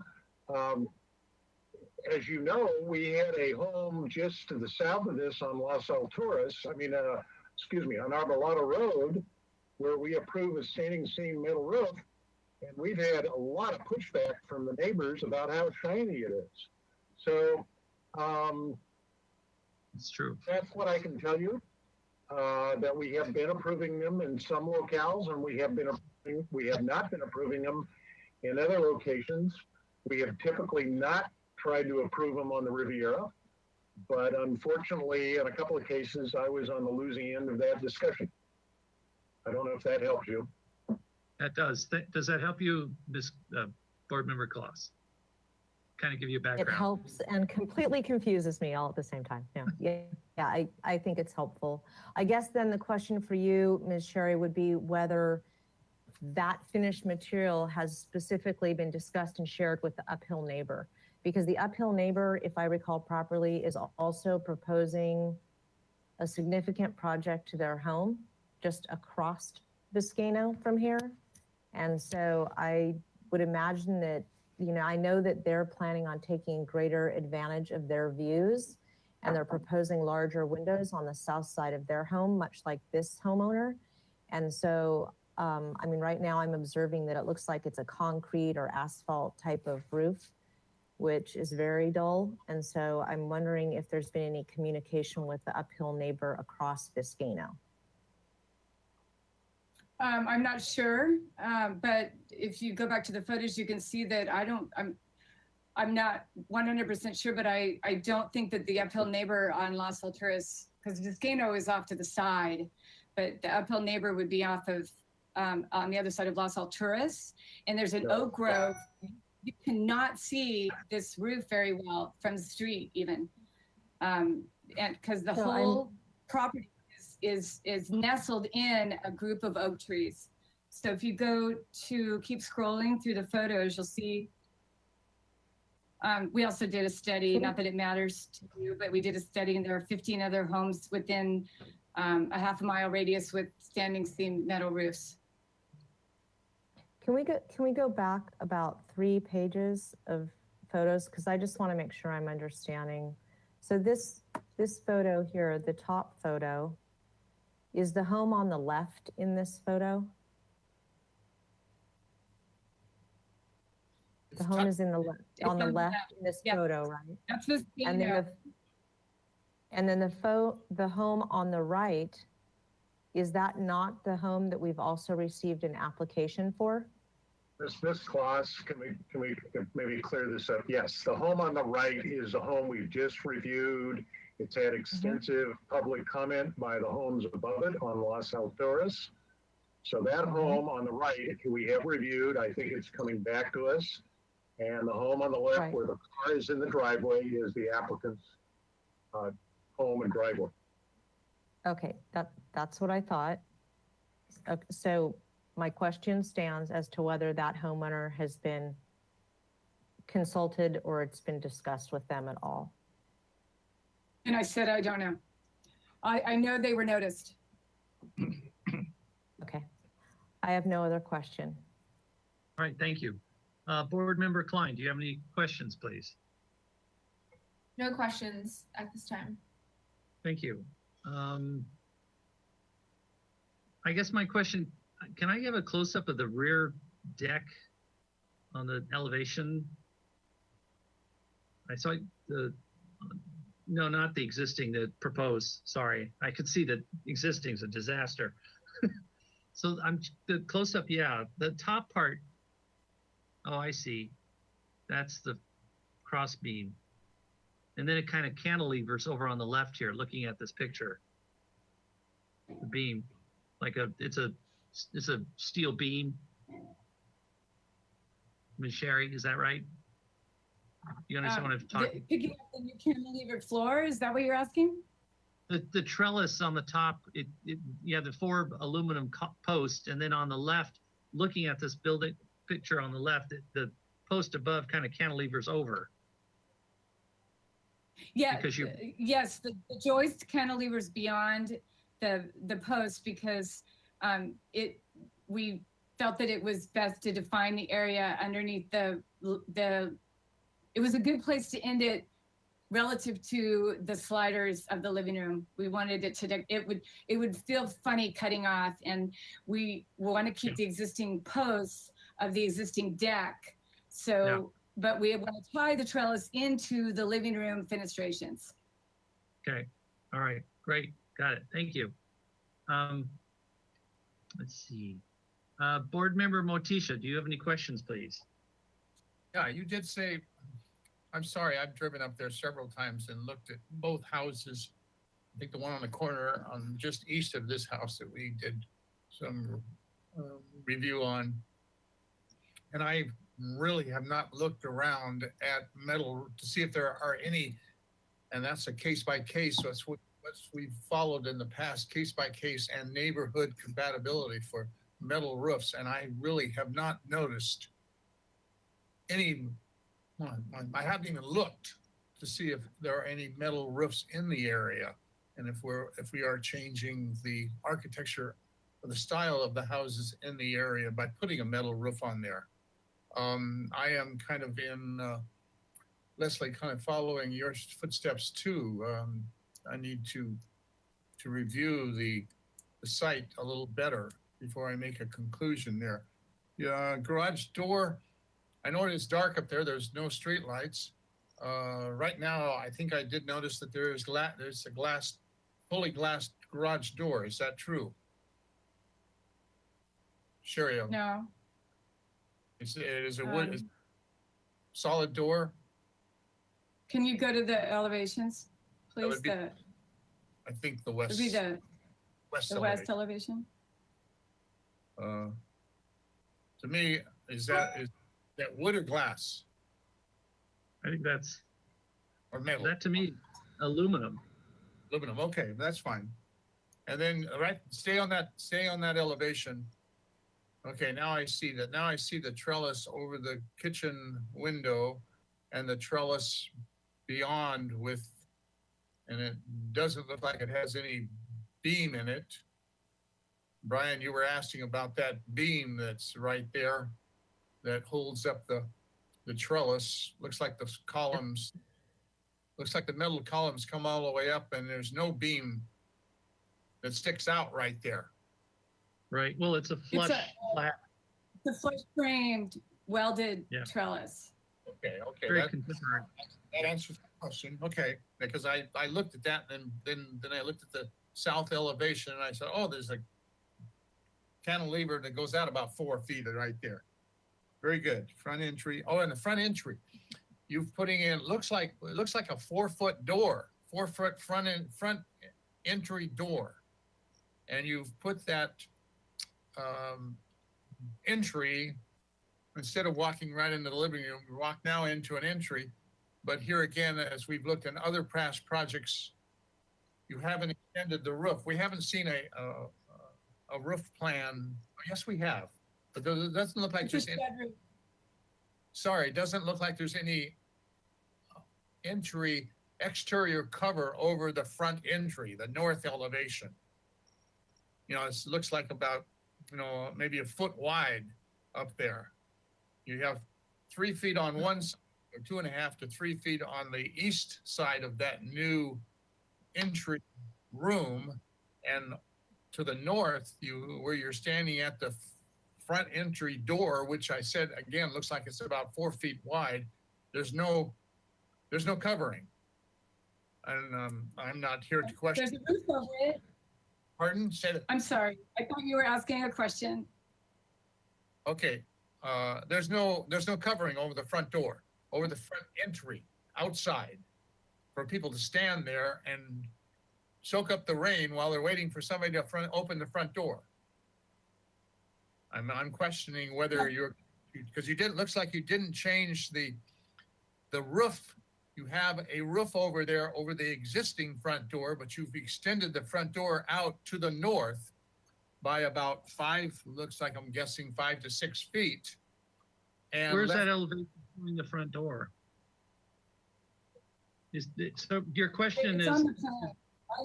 I don't have control over the plans. Otherwise, I would show you the side elevation shows that we're adding in. Sorry, let's look at There's a roof. the wrong elevation. the north elevation. You're talking about the front door or this door? Front door. I've been saying front door. See now, Yeah, that door, it's got to be at There is least a cover. 4 feet wide with a 10-inch doorknob, and there's no roof. There's no roof other than the roof, the existing roof that was there. There's nothing. You know, it's hanging over to the east 2 feet over nothing that needs to be covered, and then there's no covering over the Are you, porch. where Joe, it can you frame it into a question? Don't make it a comment. Please ask her, does the front door properly covered with the roof? That is a question. Are you going to put a cover? Are you going to put a cover over for people to stand outside? Let her speak. Yeah. Okay. No, we're enclosing. We don't communicate if we speak too many people here. Let me have the floor and I'll finish my comment with a question mark after it, and then we can continue. My question is, are you going to put a cover over the people who stand outside to protect them from the rain while they're waiting 10 minutes for somebody to answer the front door? Or are you going to leave the existing roof the way it is? We don't intend for people to stand 10 minutes under the rain, but no, we are not adding an additional roof element in front of the existing one that's there. We're enclosing the existing unenclosed vestibule, and we're enclosing it so that there's a little breathing room before you get into the living room. That door is big because it's a pivot door. It's a very contemporary metal, like a steel pivot door with a really large handle on it. It was selected by the designers, and that's the door the owner wants. And the owner doesn't have the money to build onto this house in any other ways other than where she actually needs it to be built onto, which is getting from the kitchen to the garage and then having a little breathing room to get into the living room. She doesn't have enough money to add on to this house. We're trying to do everything we can by working with the footprint of the foundation that we already have. So the answer is no, there's no covering beyond the face of the new front door. Thank you. That answered my questions. Thank you. Next. All right, board member Sweeney, do you have any questions, please? Yeah, let's just start with the elevation that's on the screen, if we could. The first window to the left of the screen is shaded. Is that a new window? And what does the shading indicate? See where Yes. it's next to the tree? It's a new window for the master bathroom because the master bathroom's on the north side of the house Okay, and it's okay. very dark. Yeah, I understand. So what's the shading mean? Is it means it's tinted or, It means it's new. oh, it means it's new. Okay, And if- so then the next window over is existing. Yes, and if you could read the note, which you can't on this drawing because it's cut out, it says shaded area indicates new window, I'm pretty sure. Oh, okay, all right, thank you. New So win- that existing window is a metal window clad, what type of window is it? The existing windows are I think they're clad, but we're replacing all of the windows because they're white. And the owner doesn't want white. Okay, so that is gonna be a new window replacing an older window. Okay, and so All of it'll the have- windows. okay, so it's gonna get a new clad finish of some sort. Okay, thank you. And then, let's go to, I guess, the next elevation, which may be the west. South is fine, doesn't matter. So, the window at the garage is existing, but you're saying that's gonna get taken out and a new window will be replaced at the same size. Is that a not operable window? Is it a fixed window? Will it be a I fixed think window? it's not operable. I think it's not operable, but I'm not, it's Okay. shown non-operable. All right, and then the window that has the little eyebrow, extended eyebrow over it, off the deck is a fixed window also, new fixed window? No, it's one large awning window that it's on a gas powered hinge that lifts it really easily up. I don't know if you've seen them. They're really cool. Yeah, no, there's a huge home in Montecito that has them that are 10 feet high. So it's gonna go up level, okay. And then on the next set of sliding windows, I assume are sliding nano type wall system? They slide Sliding open. patio door, Okay. not pocketed.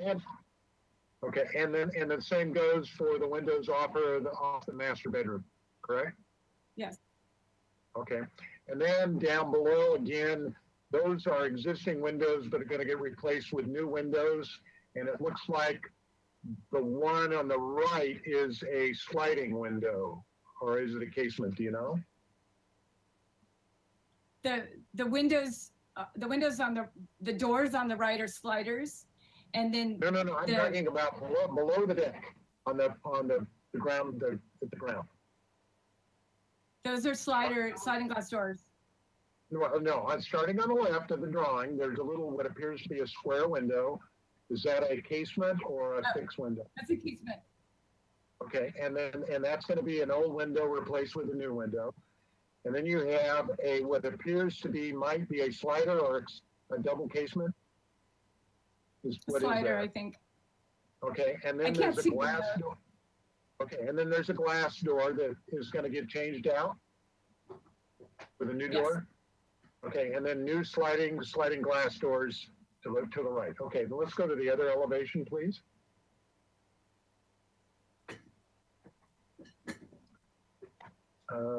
Yeah. Okay, so at the east, we have on the upper floor, we have some high new windows, 3 in a row. Are those fixed toppers? What are those, you know? The ones on the upper right? there'll be a slider on one panel of that and then a fixed Okay, that's on its own, And and then- I'm not sure how. But, Okay, but and then the we one- want ventilation. in the room. okay, and then the one on the left will have a hopper window on the bottom and affixed to the top, correct? Yes, Okay, and then the ones below that on the first level, is that that appears to be two new horizontal fixed glass windows, or are those going to have some operable function? I think they're both right now shown as fixed. I think the one Okay, that is to the right may be operable, but we haven't resolved the door and window schedule 100%. This is schematic only for size only. okay, thank you. And then let's go to the last elevation, which I guess is west, please.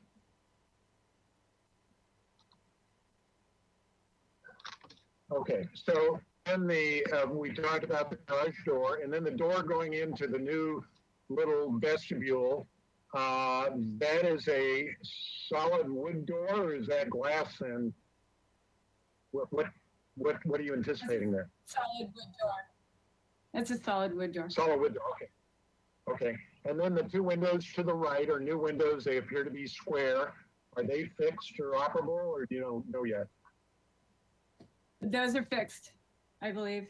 Okay, all right. And then, Mr. Bolton, can we go in and focus in just where the stairs is going up to that deck on the elevation, and also the little eyebrow sun cover, a little higher.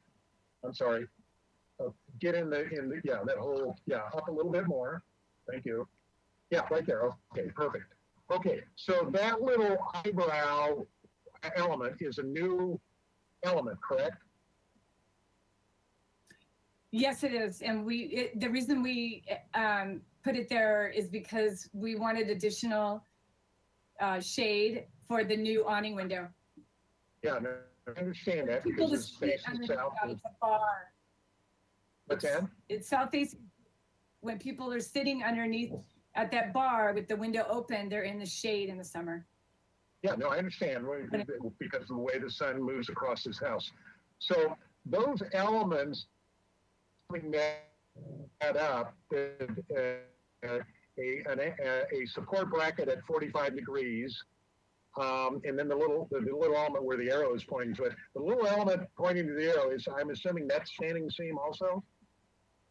Is that a The roof is, and then the bracket that supports the roof would be aluminum to match the powder coated aluminum on the trellis. And I have Okay, not fully but detailed that awning.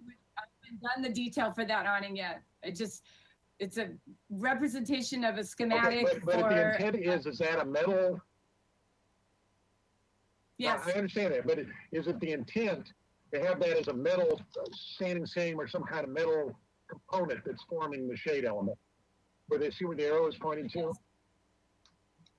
Yes. So that's metal. And then the 45-degree bracket, the bottom part of that bracket, how far is that more or less off the top of the deck?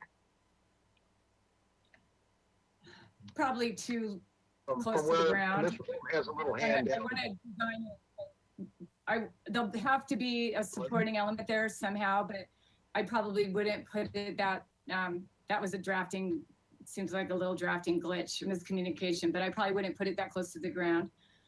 I haven't fully designed that awning bracket yet. But that is, it's just a simple schematic design intent. Okay. So because what I was getting at is somebody walking on that deck is going to walk right into that thing.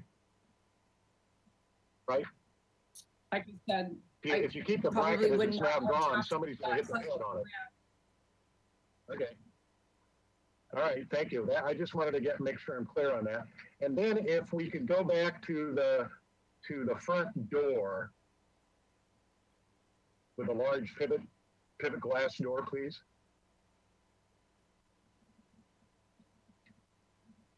So that pivot glass door you're indicating that your client is, because that's going to be a fairly expensive door, that's kind of setting the tone for the style of home that your client's looking for. Is that how I'm reading this? That kind of sets the groundwork for everything else. Would that be a fair statement? Yes.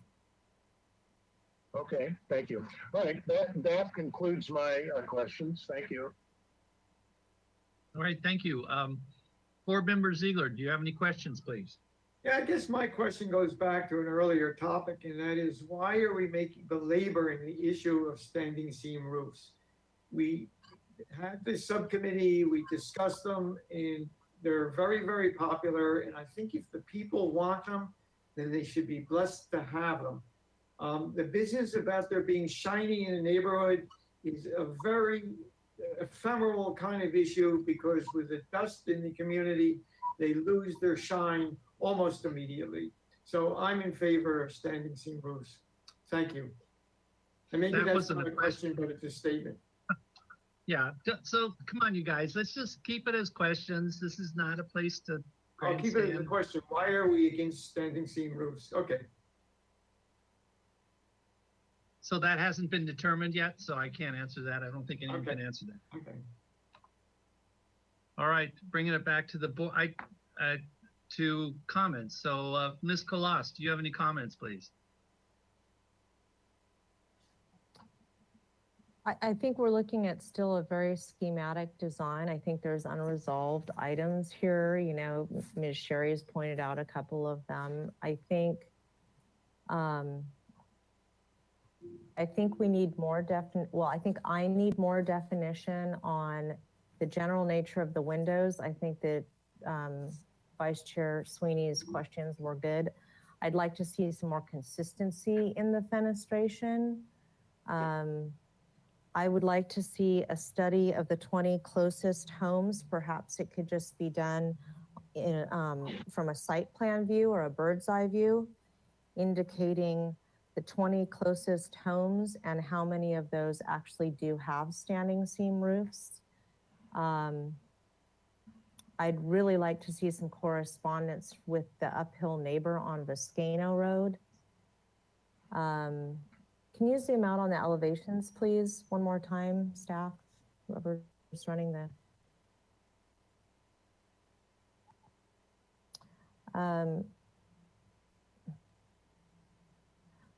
I understand what's driving the change in the roof line, but it gives me a little heartburn, generally speaking, in terms of how we're kind of popping the top of this one element. And I think it's a little bit awkward. I'd like to see, I guess I'll just be looking for more detailing as we move forward. Those are my only comments. All right, thank you. Board Member Klein, do you have any comments, please? Yes, I would like to comment on the door. I really like it. I think it's unique and interesting. I think all the materials are high quality, and it's a huge improvement, especially that new deck. It's falling apart, and I appreciate the new deck, them protecting the oaks and having that space to enjoy the oaks. And those are all my comments. All right, thank you. Okay, the first thing I want to remind the board too, that this is not about voting our preferences or our likes or dislikes. I'm not saying that's what was happening, but let's just be careful. Our purview is size, bulk, and scale, neighborhood compatibility issues, and how it fits, you know, appropriately in the neighborhood. So you want to come from that, and not about what you feel or how you feel about it, but actually the context in terms of the style of the home and how it fits into the overall fabric of the neighborhood. And that's very important. And just kind of remind yourself of that, so that it's not a personal, so that the designer doesn't feel like it's a personal attack or whatever. So we just want to be careful that we just clearly state that the design comments we make clearly are something that reflects the overall context of the neighborhood. And that's basically my only comment, because pretty much everything that I had concerns about, I think have been spoken quite clearly. So I appreciate that. So Board Member Motisha, do you have any comments, please? Yes, I appreciate the fact that this is an existing house and you're trying to upgrade it and remodel it. It's not a very definite architectural style, at least I don't think it is. Could we look at the north elevation just flash it on and let me take the existing, sorry, existing north elevation. Oh, you're substantially changing. Oh, those are shutters. Those are shutters. Okay, well, you're not substantially changing. Okay, and now look at that's satisfied. Now the west elevation, the garage elevation. Existing. Yeah, okay. Okay. Yeah, I'm in favor of the project. I as I said before, I would like to some another time driving up there and look at standing seam roofs around it. But I think if we do come back with as Leslie, as you recommend, I think you recommended that we look at 20, or no, it was Katie that said, let's look at 20 houses in the area and see where standing seams are. I like standing seams, but there are places that it's not appropriate. And I think our idea of taking it case by case is a very good way of dealing with the seam roof. That's my only comments. Thank you. Thank you. Board Member Sweeney, do you have any comments, please? Yes, I have several. I'm going to start with the big and come to the detail. And so, Mr. Bell, if we can go back to the front elevation. One of the challenges here is that we're trying to take a home that was designed as a quasi ranch style home back when it was originally done. And the client's chosen to go in a very contemporary direction just by the mere selection of that front door, which sets the language in play for the entire design solution. Mr. Miller and I have had long conversations over the years about the justification for contemporary architecture versus Spanish style or Tudor style, any other style you can think of in Santa Barbara that's used in numerous neighborhoods. And this neighborhood has a collection of various styles. So the issue is not the style, in my view. The issue is doing it. There is good contemporary architecture. There is good Spanish architecture. There is good Tudor style. There's good craftsman style, etc. The challenge here is to get this to the good part. And I have in my library, and Ms. Sherry does in hers, I have a firm called Lake Flato. I showed the book. They do wonderful work. They do a lot of homes with standing seam metal roofs. They actually do a lot of homes with vertical siding that's metal. The other book that I use a lot is More Rubel and Udell, and their claim to fame started with Sea Ranch, and they've gone on to do many other styles in their architectural catalog. That's just a sampling of 3 or 4 or more of my favorite architects that deal with trying to do architecture in the context of compatibility to neighborhoods or settings.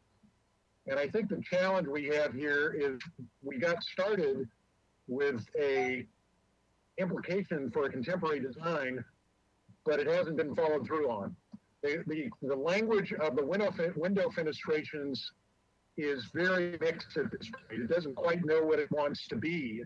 Does it want to be part of the old the old design, or does it want to be part of the new design and it can't quite make up its mind?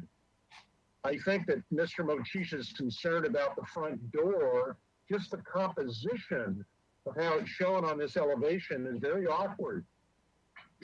I think if one were to study how to extend the canopy by another foot or two over that front door, then you're certainly protected from inclement weather in the few minutes it's going to take you to unfold your umbrella and get your key out or knock on the door or whatever to be let inside.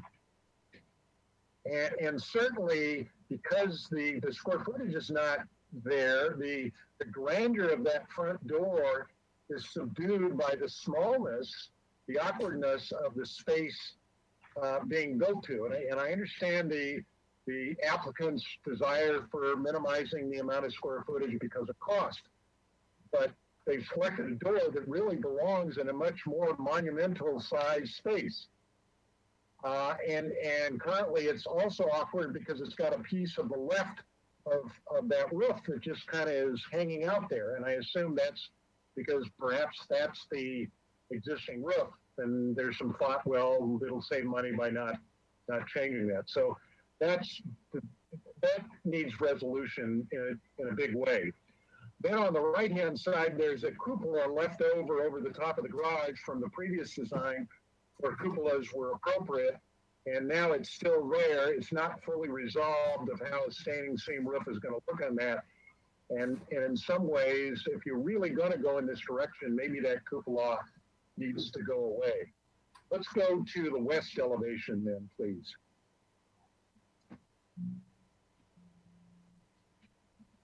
So the west elevation, again, there's some awkwardness with those new 2 square windows. The fenestration, where they're located in the wall is difficult. And, you know, this is always the challenge of trying to design the outside and going to the inside, or whether you design the inside and go to the outside and put the windows where they make sense with regards to kitchen cabinets and kitchen layout and so forth and so on. But right now they're not doing what they need to do, and they're the other is going to the of the lobby over the window at the deck that we talked to a few minutes ago about, is that the dimension that we don't have, the dimension from the bottom of the eave of this popped up roof down to the bottom of the deck appears to be maybe 10 feet. And I can't scale these drawings like I usually am able to do. So if you go now then to the south elevation, we travel around, then there you go.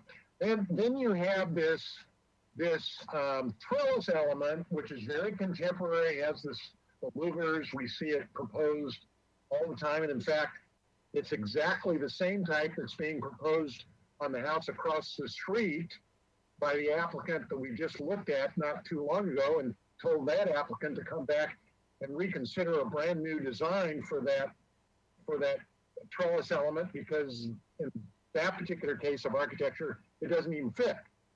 It's a different, they're proposing a different kind of architecture, and then they're sticking on this louvered element. Now here, you are taking a very contemporary approach, and so this louvered element might work, but it's pretty massive. And in reality, standing underneath or on the deck, it's going to be visually overwhelming as a visual element.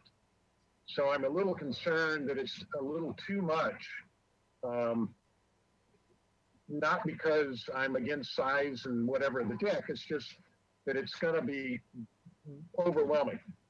The other thing that's awkward is where that eave of the new pop-up roof sits in relationship to the top of the sliding glass doors.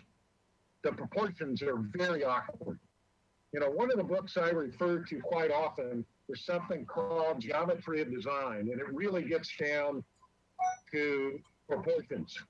And a lot of folks, myself included, have some idea of proportions, and I've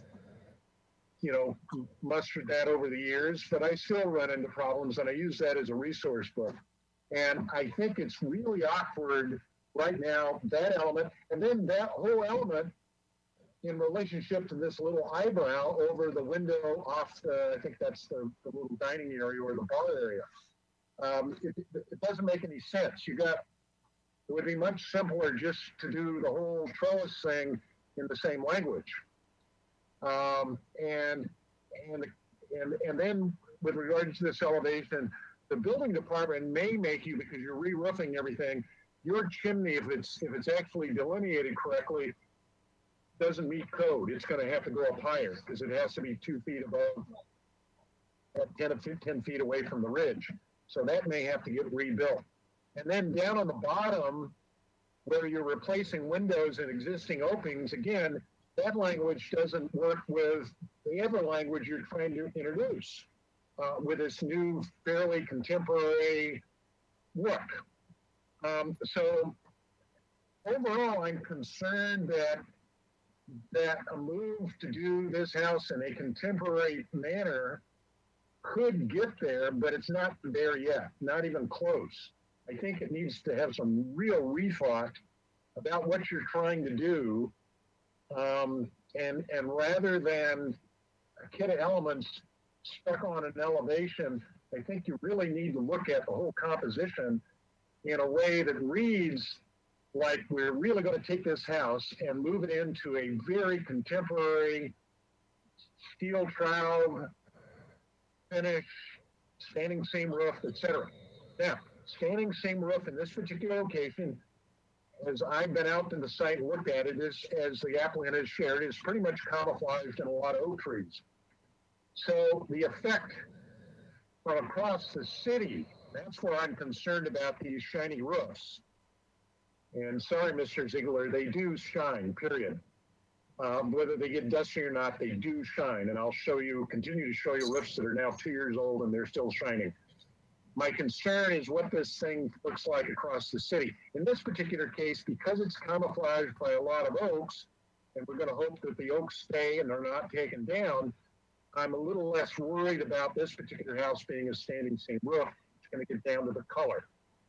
And if the applicant chooses to do what we just saw earlier in the Surly application, which we see on the Mesa a whole lot, where we get these stark white houses with black window trims and dark standing seam roofs, they cry out, look at me, look at me.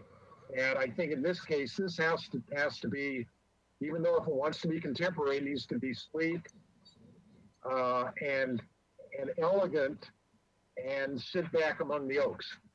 I don't think the design is there yet. It's not elegant. It's awkward in many, many cases at this point. But I think it can be salvaged, but it needs some careful design study. And I would urge the applicants to get at their library, look at, some of these really contemporary architects. Here's one done, and this is not as contemporary, but it is a modernist approach to an oak environment in Carmel Valley. So there are ways to do it, and there's ways not to do it. I think right now we're not there yet. This needs a lot more work.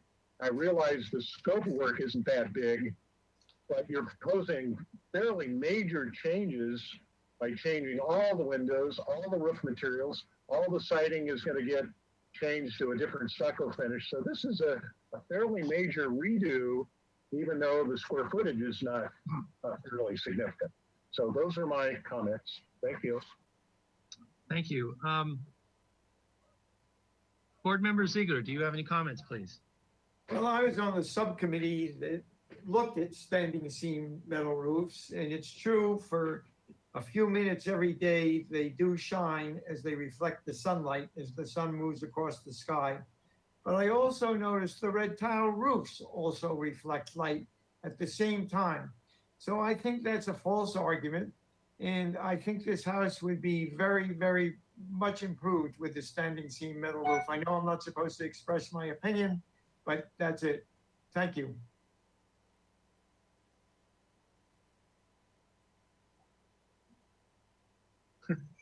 Okay, I'm going to follow up with that, Mr. Ziegler. I think in this particular case, I could support a standing metal seam roof. I think Fred touched on some valid points. It's tucked inside the oaks. My main concern is even the reflectionist. So I'll make sure, Ms. Sherry, that the metal roof, they address the reflection issue. I personally also think the backyard trellis, I think that's going to be a really cool approach. So I think that'll be neat when you get when you get the other board members happy with how it all blends together. And yeah, and the front door needs a little more development in terms of a overhang. So I think you could, some study of that needs to be looked at as well. So those are my comments for that. So can someone please entertain a motion? Brian? Yeah. I know it's not appropriate to talk, but it used to be where the applicant could make a quick statement in response. I know you're behind, but Go ahead. It would help me moving forward. It would help me moving forward to get a little bit of direction so that I don't come back with the wrong thing. And Yes. would you mind me making one statement? No, go ahead. Go ahead. Thank you, Brian.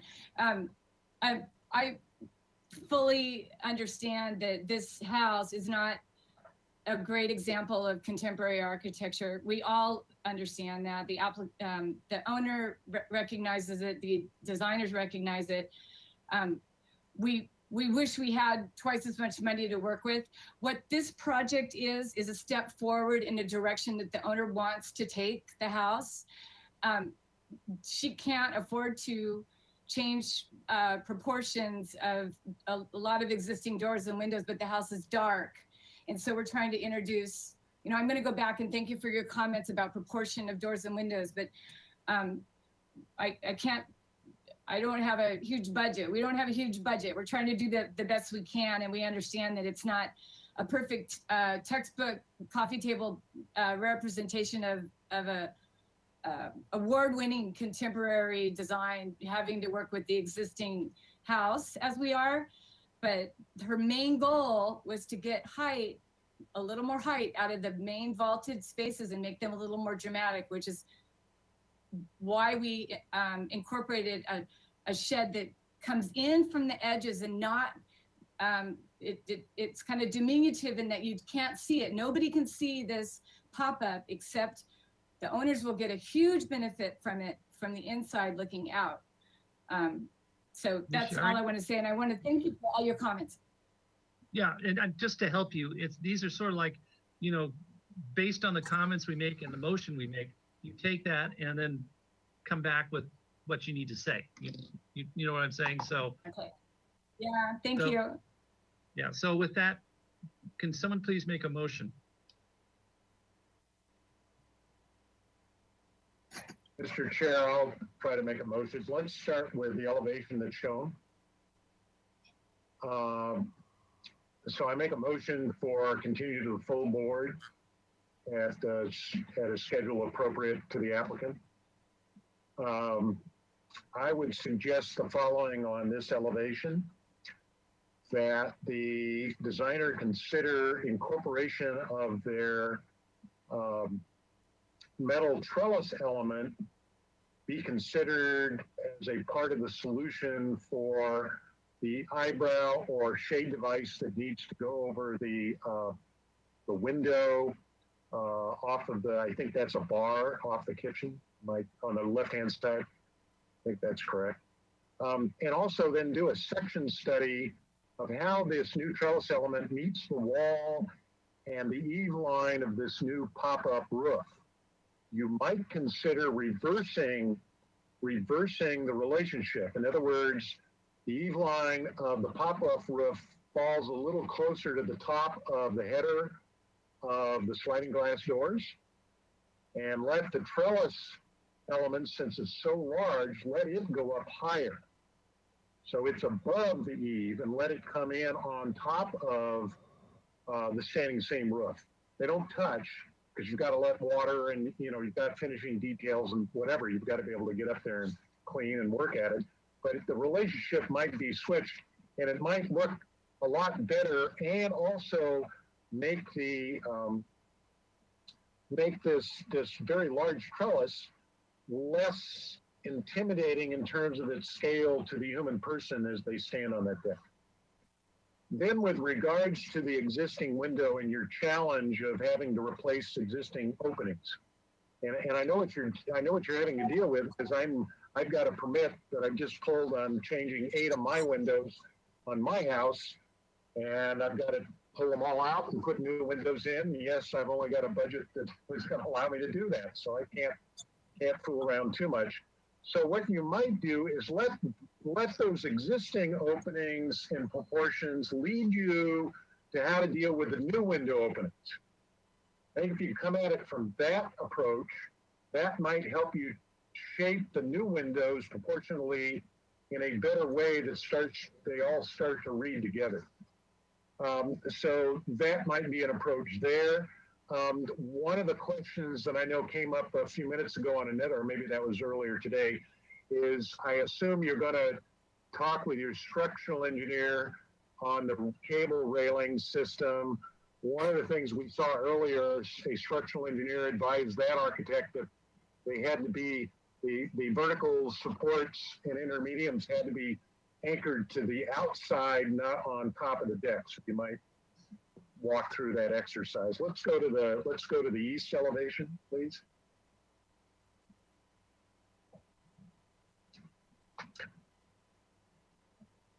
So again, at the east elevation, because these are all new window openings, I think the geometry and proportions, and since you haven't fully determined which has to be operable and openable, I think you've got a chance to really help this elevation work a little bit better. And if you're going to put windows right to the corner, structurally you may need to think about that, but also just in the context of how that whole side wall looks. I think that just needs some work. Let's go to the north elevation, please.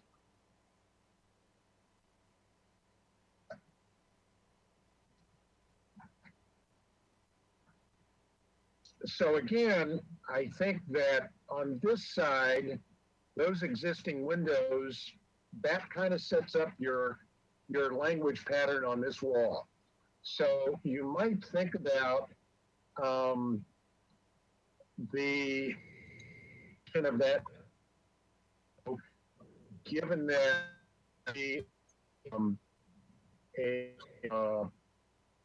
pleated piece of glass, non-glare or some other because it's in a bathroom, you might think about whether that should be a proportional square that's married to the little window to the right, so that's just next to the garage. Those two kind of maybe work together in some way.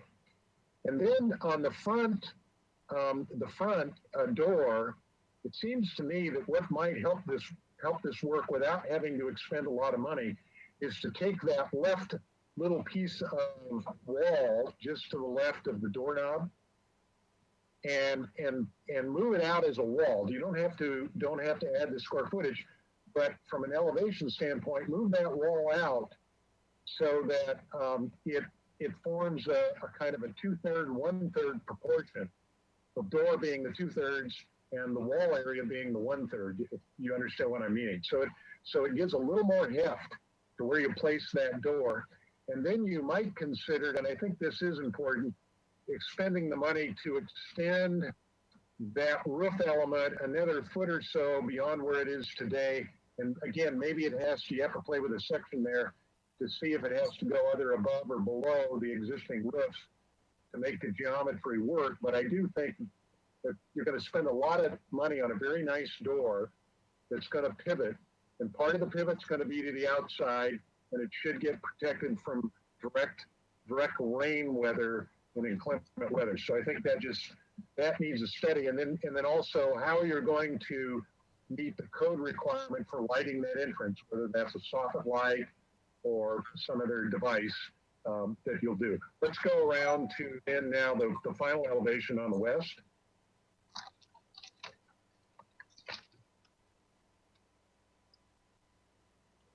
And again, I think that the breakup and proportions of your new door need to be looked at in relationship to the portions of the existing windows you're replacing. And that then will speak to the square windows that you're showing there. And I think, again, the composition on that wall can reflect the proportions of the existing windows. And that would set up all the language. And then you might consider exactly how you're going to live with that little cupola that's the top of the garage. And since you're re-roofing everything, it might not be that much more money to just take the cupola off unless you really feel it's important. And then again, check with the building department on your fireplace element so that you don't have to be dealing with whether or not that has to be taller or whatever. That just probably needs to be looked at. And so those are my comments to hopefully guide the designer to a place that when it comes back, we can start considering project design approval. That's my motion. Thank you. May I have a second, please? I'll second it. Thank you. May I have a roll call, please? All right, I'll go ahead and start with Chair Miller, Yes? Vice Chair Sweeney, Yes. Board Member Koloff. Yes. Board Member Klein, Yes. Board Member Motisha, Yes. and Board Member Ziegler. Yes. All right, the motion passes. Thank you. All right, thank you very much. Thank you, Ms. Sherry. Thank you. All right, I'm going to move to take a 5-minute break. We're a little behind, we're about 20, well, a lot behind, 45 minutes, but I think we should take a 5-minute break and get back at 5:34 or 5:24. Can we do that, please?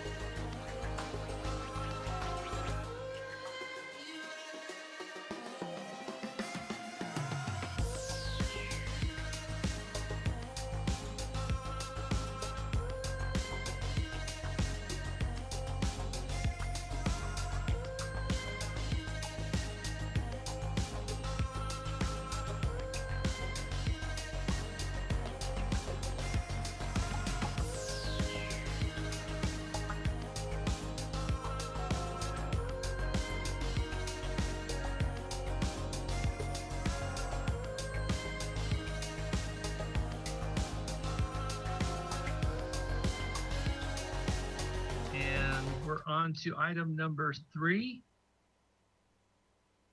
So should I, okay. It's 1025 East Gutierrez Street, project design approval. Proposal, this is a new item, proposal to demolish an existing 199 square foot 1-car garage and construct a new 455 square foot 2-car garage and a 190 square foot accessory space, study and storage with a 654 square foot accessory dwelling unit and 128 square foot deck above. Project design approval is requested. Project requires neighborhood preservation findings. Do we have a client for this to present? Hey the there, project? check. Jarrett is going to be the one presenting this. Okay, cool. If we can get him on there. Yeah, I'll let him in right now. Thank you. Sure. Can you hear me? Yes, we can hear you. Go ahead.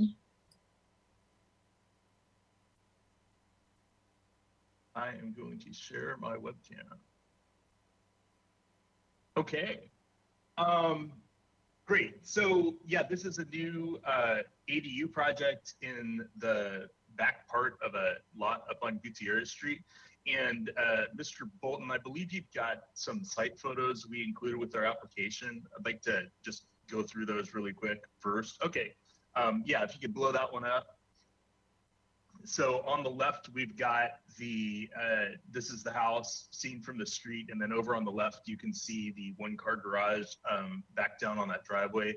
The lot drops off quite a bit from the street. And then there's a close-up of the garage, which will be demolished as part of this project. It sits almost right on the property line. And then our neighbor's garage also is pretty much on a 0 lot line. Can we go on the next photos?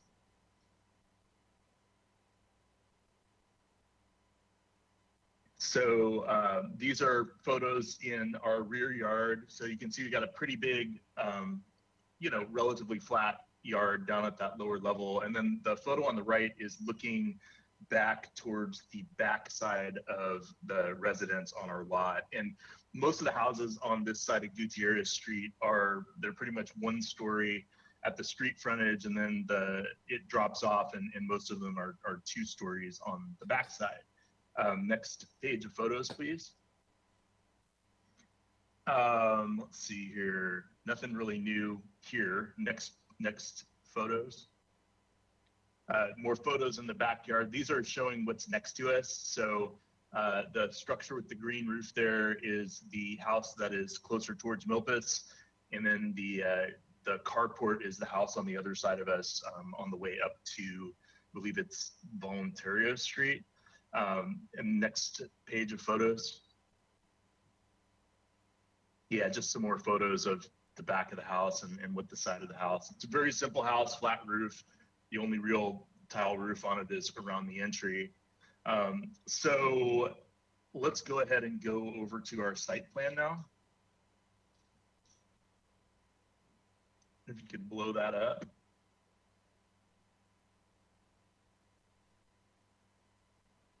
So you can see we are demolishing that garage and continuing the driveway down to the lower part of the lot, where we will build a 2-car garage with some, you know, workshop area in the back. And then one thing that's important here on the site plan is, because this is so far back on the lot, it's a pretty deep lot, we have to have a turnaround for transportation. So you can see the little turn pocket there. Cars will be able to back out of either space into that turn pocket, and then they would actually head out onto the street rather than backing out all the way up that driveway. Most of the houses on this street, people have to back out their driveway onto Gutierrez Street. Let's see. You can also see here, we've got a 6-foot setback on the south, that would be the southwest, and then a much larger setback on the other lot line, which is one of our north-facing property lines. We do have this deck, which you'll see in the elevations. We wanted to have some outdoor usable space at the same level of the living area of the accessory dwelling unit, and it also does double duty as the entry to that unit, and it's got a really good view of the mountains. So there was a number of reasons to put it on that side of the unit, but it also preserves a pretty solid distance from the property line. And then as you saw on the photo, what's going on right across that property line from us is a driveway and a carport. So this doesn't overlook anybody's private yard area or into their windows or anything like that. And same for the other side where we're on the 6-foot setback. The building that's next to us has no windows facing us, and then it's just looking onto a roof. Okay, let's go to the elevations.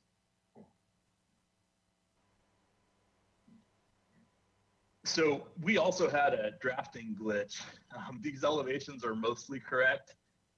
So I'll walk through them, but let me just start with the street facing elevation where the garage doors are. So we have a split garage and therefore 2 single doors rather than 1 large roll-up door. We haven't done final product selections yet. We would do that before we come back to you for final approval. But these would be some sort of wood roll-up doors. And then we have 2 windows above that, which work into the living room of the unit. I didn't really spend any time on floor plans. If you want me to go back and look at those, let me know. And then you walk around and then you can see the deck sticking out on the other side. Let's go to the next elevation over. So the parapet's not shown correctly on this. This is the side that faces our neighbor to the southwest. And we started off with this structure with just a straight gable all the way down the structure, but that didn't comply with the solar ordinance, and it gave us sort of a awkward blank space under the gable on the front and the back of the unit. So we rotated that gable 90 degrees, and since it covers a much shorter distance, it reduced the height of the structure down to 22 feet at the ridge. And then we put a flat roof on the back of the structure, but it's not expressed correctly in this elevation. That parapet should be going up a little bit higher, and it should be extending all the way over to where it intersects that the gable, so that the gable's intersecting and cutting through the plane of the parapet. And that just got missed on these. And then the corner of the parapet should have a detail similar to what's on the main residence, which that shows up in one of our elevations. So let's go down to the next one on the left. So that's the rear elevation. Again, that parapet should be a little bit higher looking at it here, but other than that, this is mostly correct. And the gable does extend past the plane of the building on both sides. And then if you see in the background there, staff wanted us to put the outline of the primary dwelling unit onto this elevation. And that little detail that they've done at the corner of the parapet that's on that house, we would replicate that on this ADU. It's a nice detail for the corners of a parapet on that flat roof. Let's see, go over to the next elevation, please. So this is the one that faces, this is northeast, and this is the deck that faces over the mountains. The exterior of the building is going to be, troweled stucco to match the house. The roof's Spanish tile that matches the house, and the stairs are going to have just a wrought iron.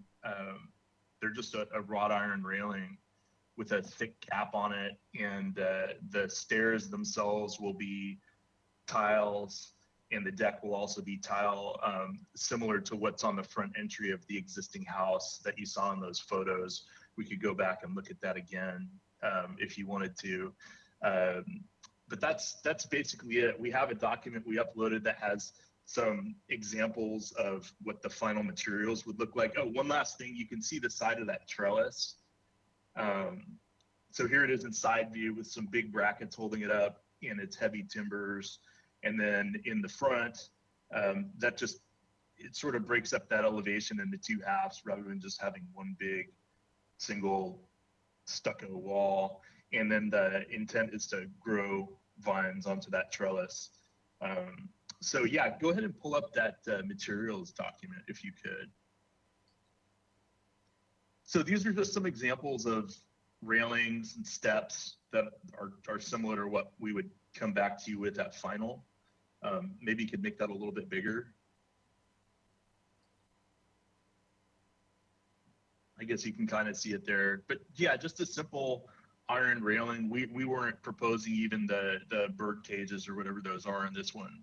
Just the straight up and down pickets and iron, and then some tile on the steps. Go ahead and let's see what's next in here.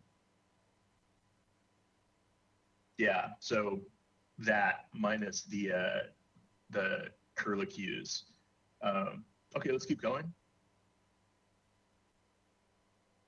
So those are doors similar to what we're looking at, which is a nice wood roll-up door. Okay, next. That's an example of a trellis of the type that we're planning to put on here. Next, please. Okay, I'm not sure there's anything really new here. Next one. That's it. So that's everything I have. If you wanted to look at floor plans, we have a little bit of time left, but I'm just going to cut it off here. And if there's questions about those, we can bring it up and look at them. All right, thank you, Jared. I'll bring it back to the Ms. Burkhardt. Thank you.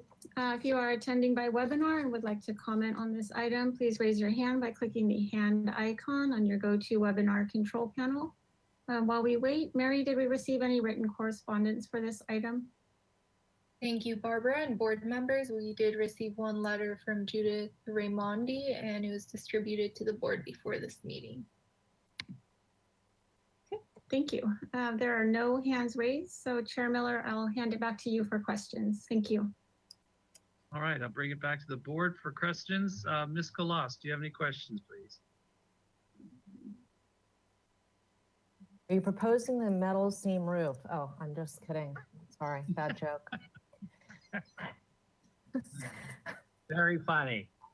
Yeah, very funny. Can we go back to the site plan for just a minute? Because I want to make sure we're looking at the same. So can you, if we look at the unit at the back, can we zoom in on the back half of the lot, please?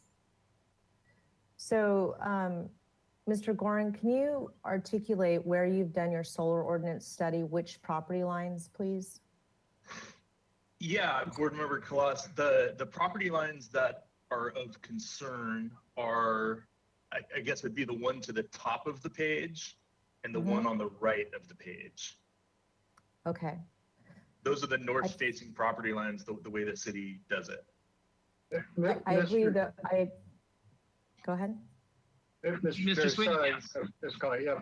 Before we get going, I think that it would be helpful if staff could relate to us what is our, since this is an ADU, what is our purview? What are we allowed to comment on and look at, and what are we not allowed to comment on? Thank you. Yeah, thank you for asking, Vice Chair Sweeney. I should have gave a little introduction at the beginning. In this case, the ADU is within the purview of this board, as it is located above a garage, but not entirely. There is another storage area and an office that's also underneath. So the ADU is within your purview, as well as the rest of the project. Thank you. Okay. Sorry, may I interrupt for a second? Where are these office space and 100 square and 90 square foot accessory space? Where are they located? Let's pull up the floor plan. The floor plans will show you. Oh, so okay. Yeah, that's the one. All right. Now I make some sense out of it. So this is a covered space to the right here, lower right. The lower right is underneath our deck that's upstairs, and that is not enclosed space. It's open to the outside. And then the storage and office space is what you're seeing behind the garage space there. And that was just to fill in so that we had a rear wall that's stacked for the ADU. And I'll wait for my questions. Not my turn. Go ahead. Thank you. Ms. Galas, continue, please. Thank you. Mr. Gorn, I think that your project complies with solar ordinance. I think that I was confused by where you were showing those diagrams on the exterior elevations. So can we go back to the exterior elevations, please?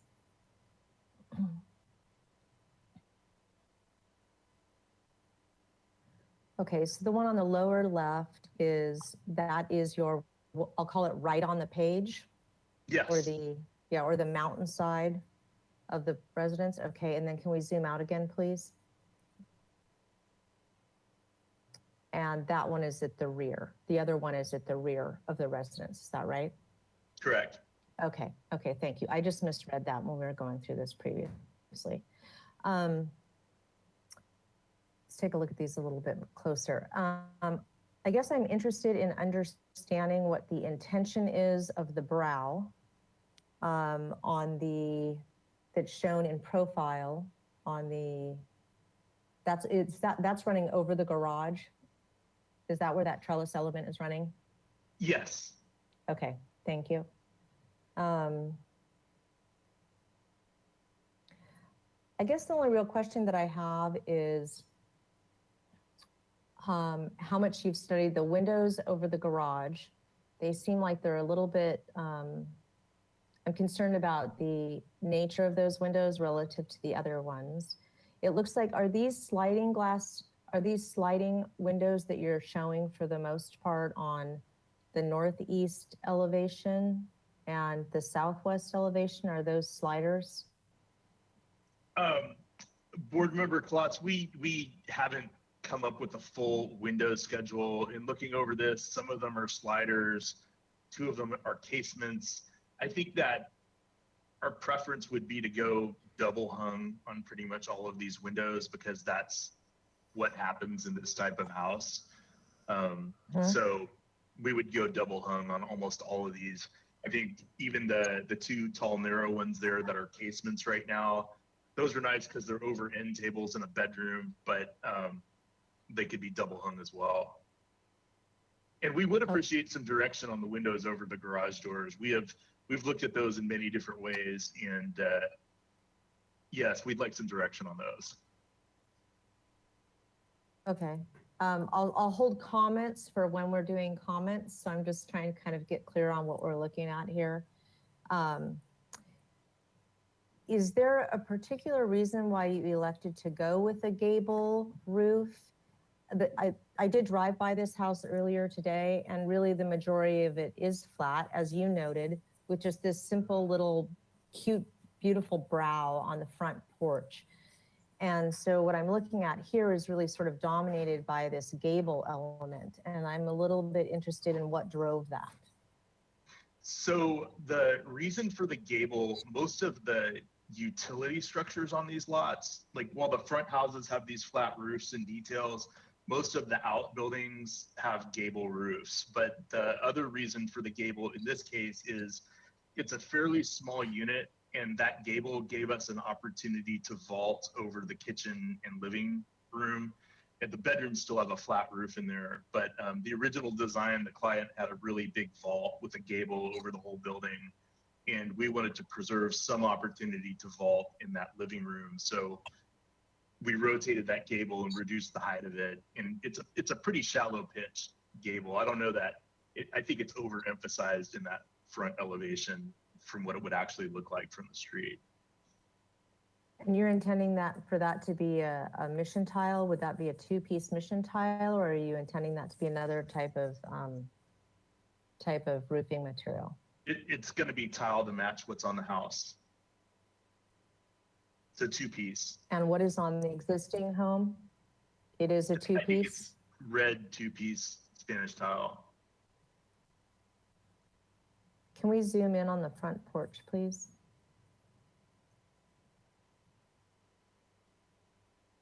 Okay. I think those are the only questions that I have for right now. Thank you. All right, thank you. Board Member Klein, do you have any questions, please? Yes, you mentioned a vine growing on the trellis. Is there any other landscaping?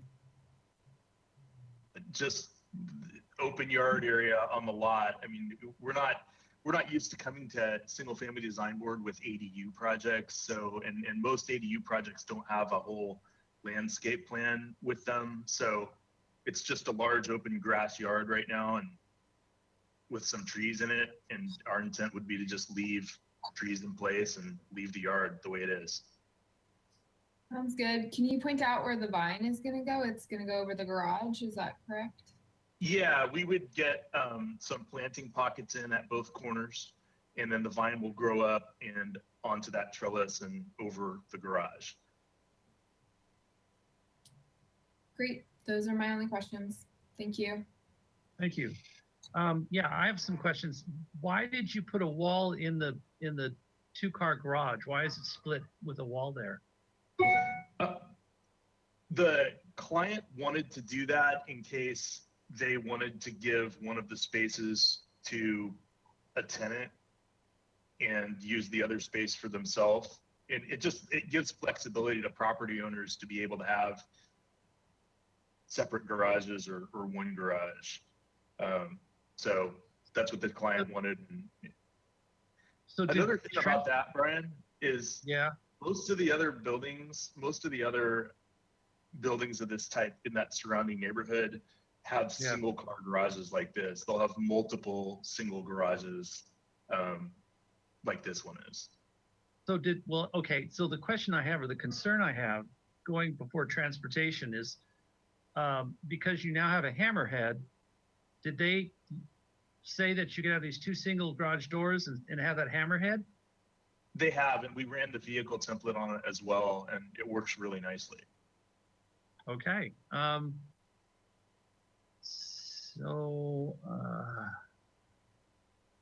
I'm going to reserve the rest of my questions to comments.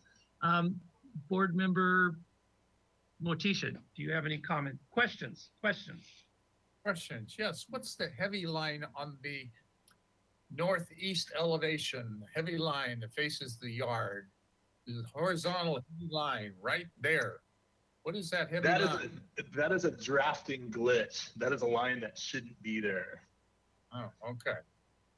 All right, that answers that one. Your brow over the garage doors. I mean, you put it there because you're trying to match something. Maybe you haven't finished drawing it, but it doesn't match the house. The brow in the house is more of a solid brow, and this looks to me like it's like a little small terrace that sits out about 2.5 feet. Am I wrong? You're correct. It's a trellis. It's intended for vines to grow on, so it's not doing the same thing as the brow on the house. So basically this garage and open area to the right of the garage doesn't really, and I'm staying away from the ADU, doesn't really look like anything that's on the property. You can speak about the ADU. I'm not. But you can. Oh, you can. Oh, I can. Yes. Okay. Well, In this case, doesn't the whole what we're looking at right there does not look like anything that's on the property. And I'm keep it to questions, Mr. Keep it to questions. Hold on, let me talk. Jesus. I'm putting a question mark behind it. Are you going to make Jeopardy? This is like Jeopardy. Say it before what question. Are you going to make this addition, this addition to the backyard of the property look like something to the front other than a little curve and a little bit on your parapet, which nobody can see? You're just in the back of the house. We weren't planning to make this look exactly like the house because it's doing things different than anything on the house. So, and it's also way back behind the house. It's 50 feet away from the house. Okay, all right. That answers my question.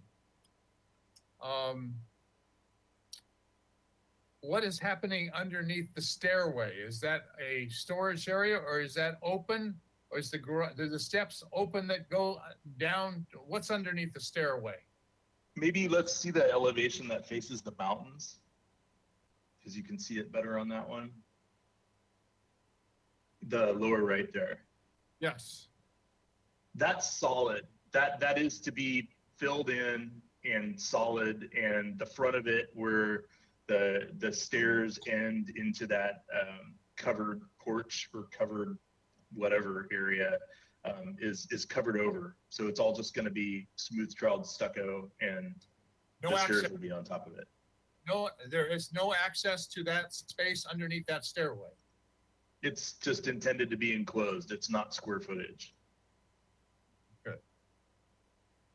So we have a vertical wall between the open area under the deck and the steps that go up, and it's a enclosed area that's approximately 15 feet, probably 15 feet long, and diagonal sloping roof on it. Yes, that.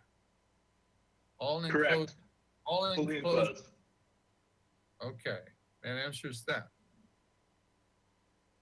Yeah, I'll save I have some comments, but I'll save those till we get to that point. Thank you, I'm finished. Thank you. Board Member Sweeney, do you have any questions, please? Yes, Ms. Gordon, are you the fellow designing and drawing this, or do you have someone in your staff, or are you working with another outside designer? One of my drafters drew this. Okay, thank you. Let's start with I can read this, the garage door elevation. I guess that's, yeah, that one. So question, on the left-hand side, there appears to be a solid door in the 6-foot setback area. And that appears to be a board and bat. Is that a fence? Or is that a wall?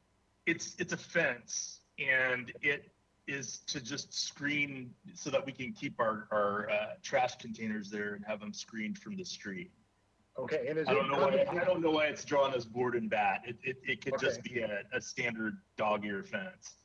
Okay, and so is it is it perpendicular to an existing fence that's going to remain on the property line? Yes. So that's a wood fence that's there now. I think that's what I saw in the photographs.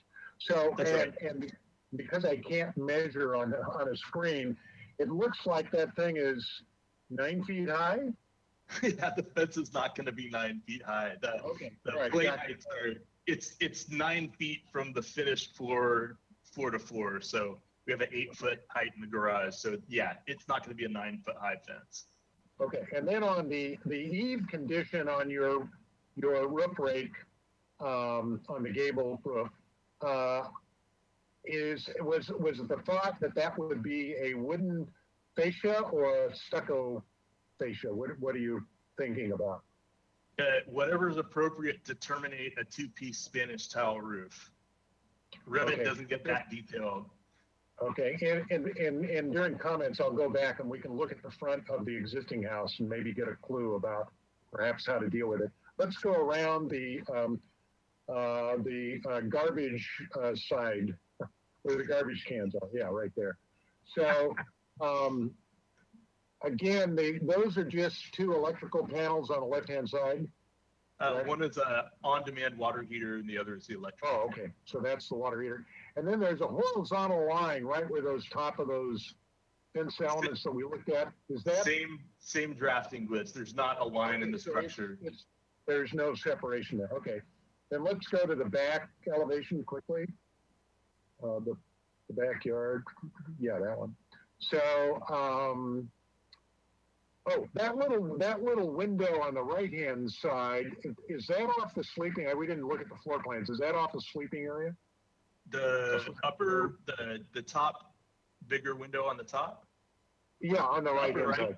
Yeah, that's the egress window for the bedroom. For the bedroom, and the other windows are bathrooms, correct? Yes. The little one. Okay. And then the doors down below are solid, I'm assuming? Those would be glass. Those are glass. Are they all glass or just one of them glass? I think just the double one would be glass. The other one's probably solid because it just goes into a utility room. Okay. And so the double ones that are glass, are they going to have a French door style style and base and head? And divided lights, yes, they would. Okay, thank you. And then the staircase, I think you said that would be tile, and the rise and runs would not be articulated like the photograph you showed with the railing that you're looking at. It would be just a straight run as indicated on the other elevation, correct? That's what we're showing now. I mean, they could be Okay. articulated like that, but this Okay, way we just have a straight wall and we can run the stairs up inside it. Okay, and based on the I thought I saw on the floor plans, excuse me, the width of that stair appears to be 5 foot 6 inches. Did I read that right? I don't know off the top of my head. We like to do them at least 4 feet. Okay, because that looks if you it wouldn't pull looks up that really plan- wide. We normally, for these ADU kind of units, we don't see them that wide. That's why I was asking the question. Let's take a look. 5 feet. They're 5 feet. Okay. It's 5 feet. Okay. And then let's go to the last elevation, please. The mountainside.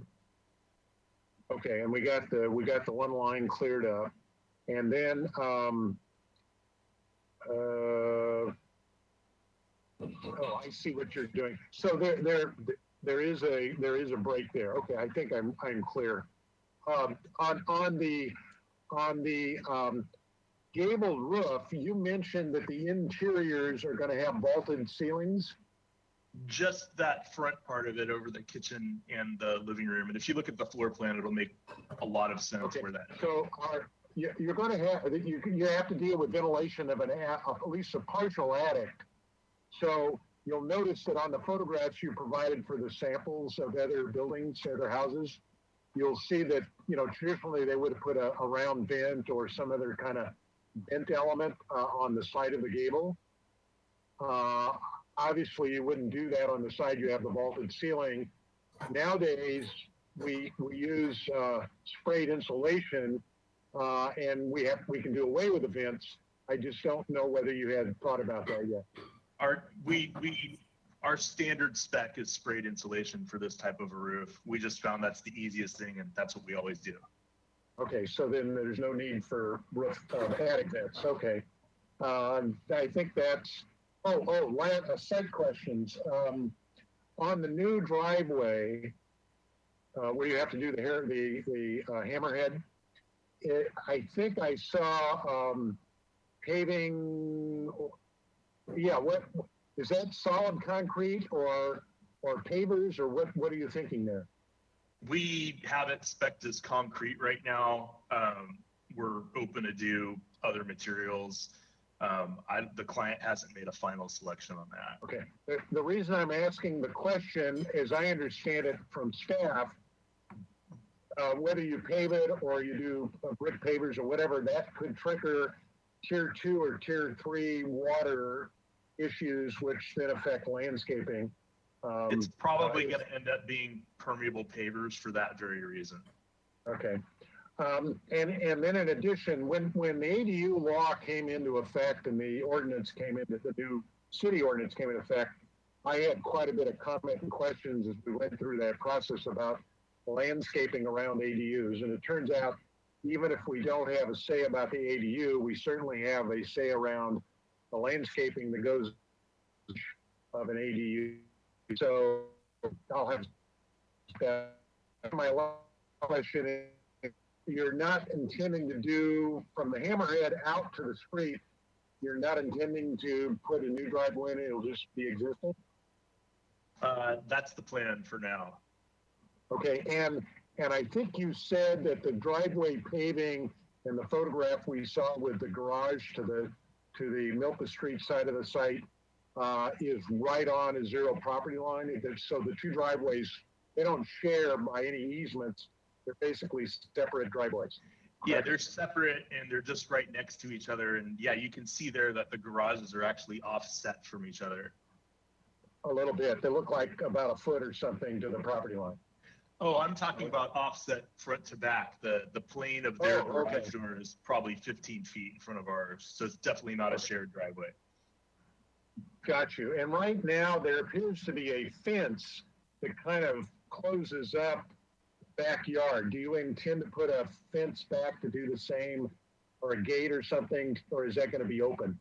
That's gonna be all open because that's gonna become that motor court turnaround area, and then the rest of the backyard will be open.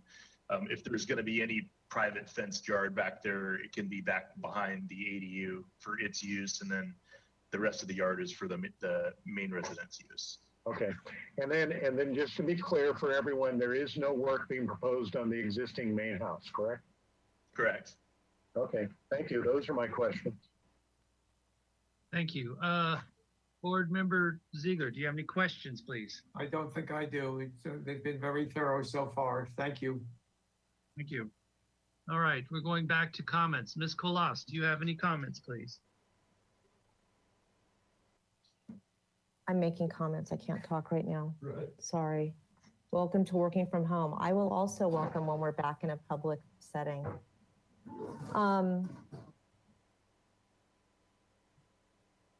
I generally feel like what's being proposed is very divergent from the home that is existing on the lot.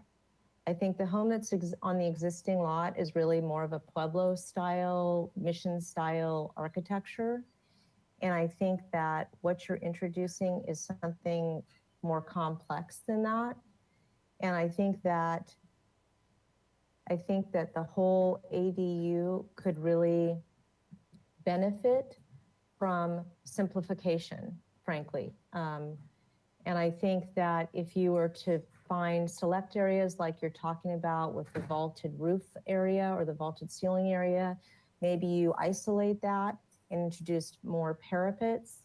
You had a question about these windows above the garage.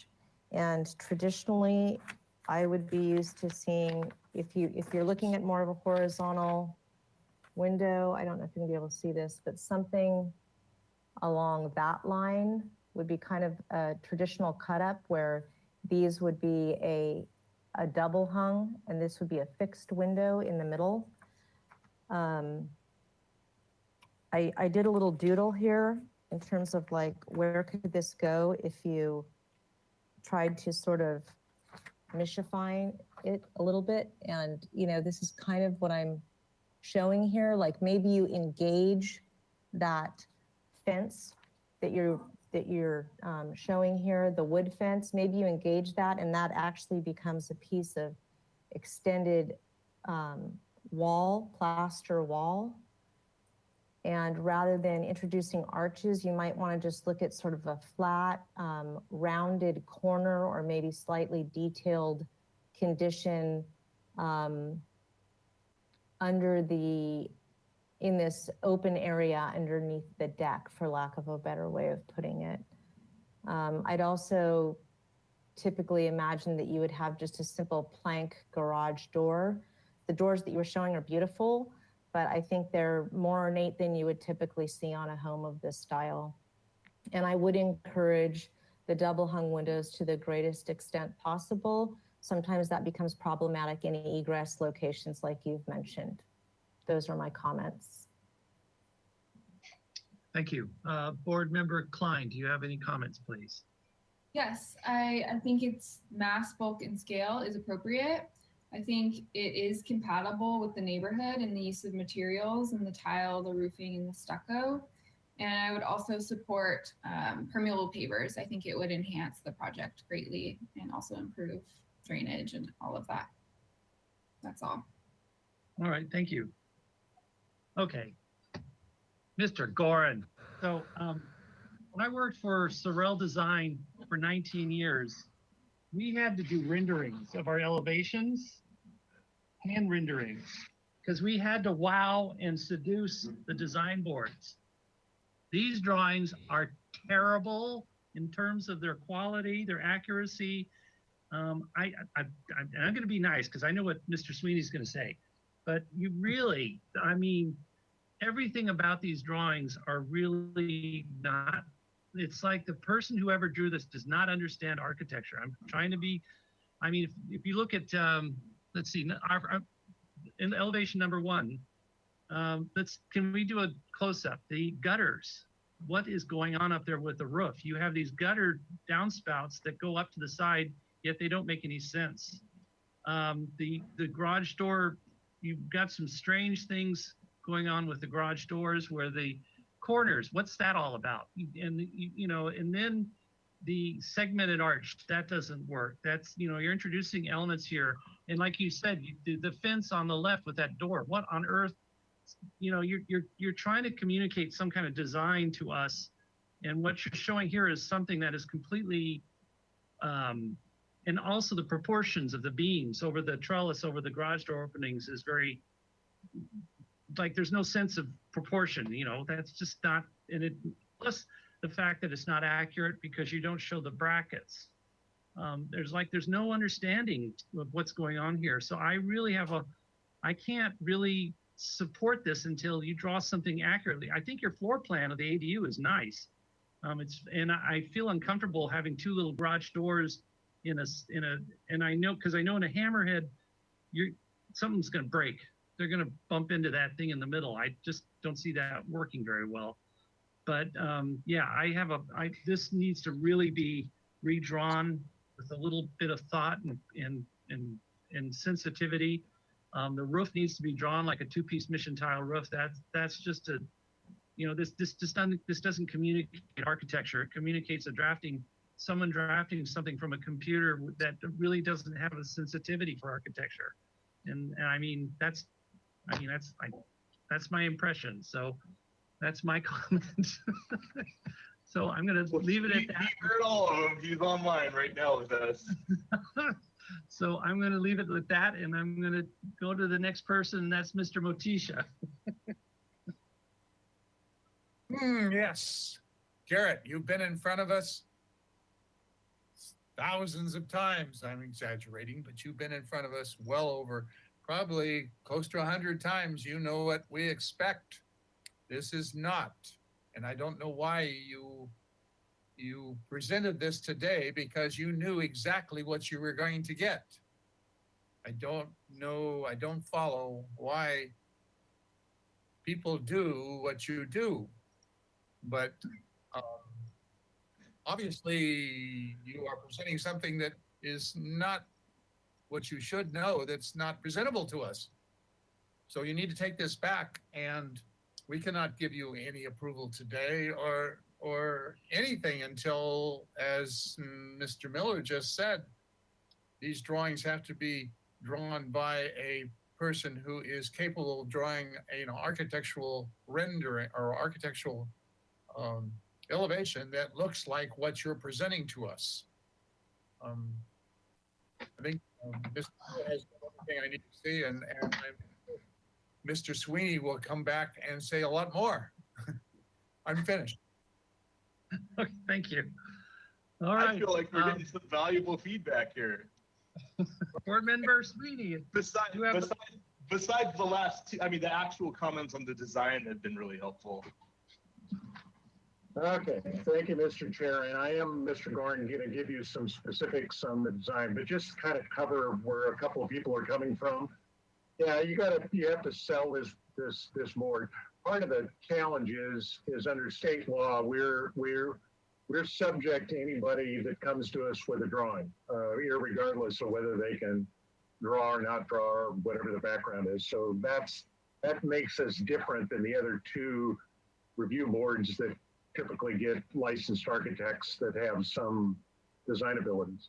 So one of the reasons I sit in front of this drawing, I don't know if I can even show you, every week, is that's my expectation of what one should be presenting to this board. So maybe that'll help you. And I know you have a lot of resources, and you can probably find somebody to help you do renderings, which really helps the sales job. But let's go to the specifics of this application. Can we go to the second floor plan, and then we'll come back to the elevations? If we could, please. But because this is an ADU, and I suspect because you want to divide that garage, and I can clearly understand why you want to do that, and because it's going to act as an ADU, and that was why I was asking about the fencing of the backyard and so forth, I'm suspecting that the renter is going to come walking down the driveway, if they're not using the garage or able to park their car in the backyard. They're going to come down the driveway and then want to get to the second floor fairly soon. So I'm suggesting you might think about doing a return on that staircase going down. In other words, have it come down halfway or 2/3 and then have it turn back so that the person using that staircase can walk in that little covered alcove and then out onto the staircase and then come up, so that the landing is facing the street rather than the backyard. Then it becomes a much more functional, in my view, functional rental unit that allows whoever's living up there to get to the staircase fairly quickly.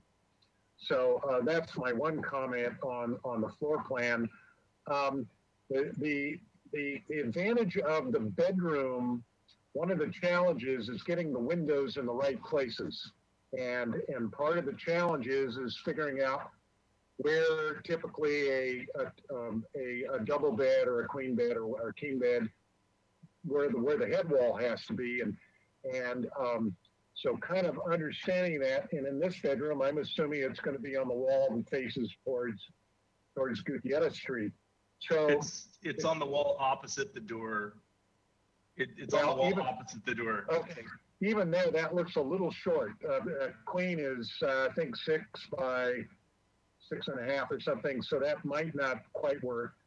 But even if somebody chose to do it the other way, it might work. But my point is, a view out of that bedroom is going to be fairly nice because you're up high and you can look out towards where the mission is, so to speak. I don't know if you can see the mission from here, but in that direction. So it seems to me that window, or that single window, and I know you have an egress challenge, there might be 2 windows there or a little larger window, kind of like what Ms. Claus was sharing with you. I think there's an advantage there to have a better view. So that's why I wanted to look at the floor plan. Can we go to the elevations now, please? So we can start with any one of them, Mr. Bolden. Yeah, that's fine. So again, I think Ms. Claus gave you a wonderful sketch. She can send you an invoice and she can send you the sketch and you might be done. I still have a conflict. So, I understand wanting to get a higher ceiling in that living area up on the second floor, but I think you could do it without introducing the gable roof. You could actually make that interior finished ceiling at like 9 feet or even 9.6, and I know I'm talking against myself because usually I'm arguing against that. But I think in this case that's appropriate. And then you could have faux beams in that ceiling, flat, coffered, could be a faux coffered ceiling. Think William Randolph Hearst Castle. That kind of element, that gets the high ceiling.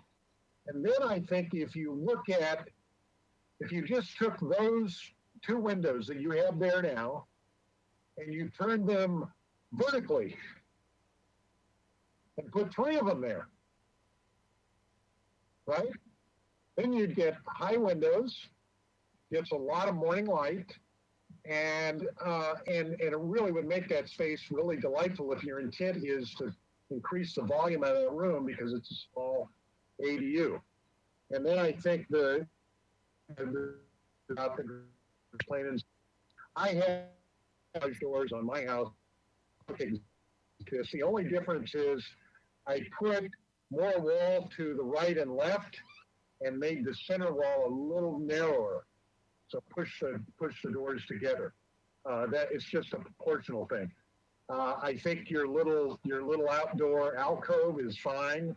The railing system, normally you'd have a bottom iron rail with about 3 or 4 inches clear before you start your vertical uprights. But that's just a matter of picking the right railing. And then I agree with Ms. Claus. She gave you a wonderful little sketch about how to handle that, the little gate that goes back to get to the trash cans. Can we go to the next elevation, please?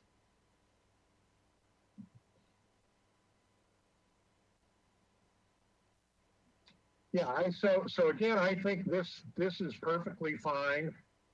If you're going to put the headboard between those two windows, then you may want to make those windows a little smaller. In other words, higher, so that they're maybe 2 by 24 or 18 inches by 24 or 24 by 30 inches or something. Just because nightstands and back headboards and all that take up a lot of wall space. So you might think about that. And then let's go to the next elevation, please. Again, if you make that stair turn back on itself, then maybe it shouldn't be 5 feet wide. You could probably get by with 3.5, which is perfectly fine. That allows you to get beds up there when you're moving in and appliances and all that other kind of stuff. And that will work well.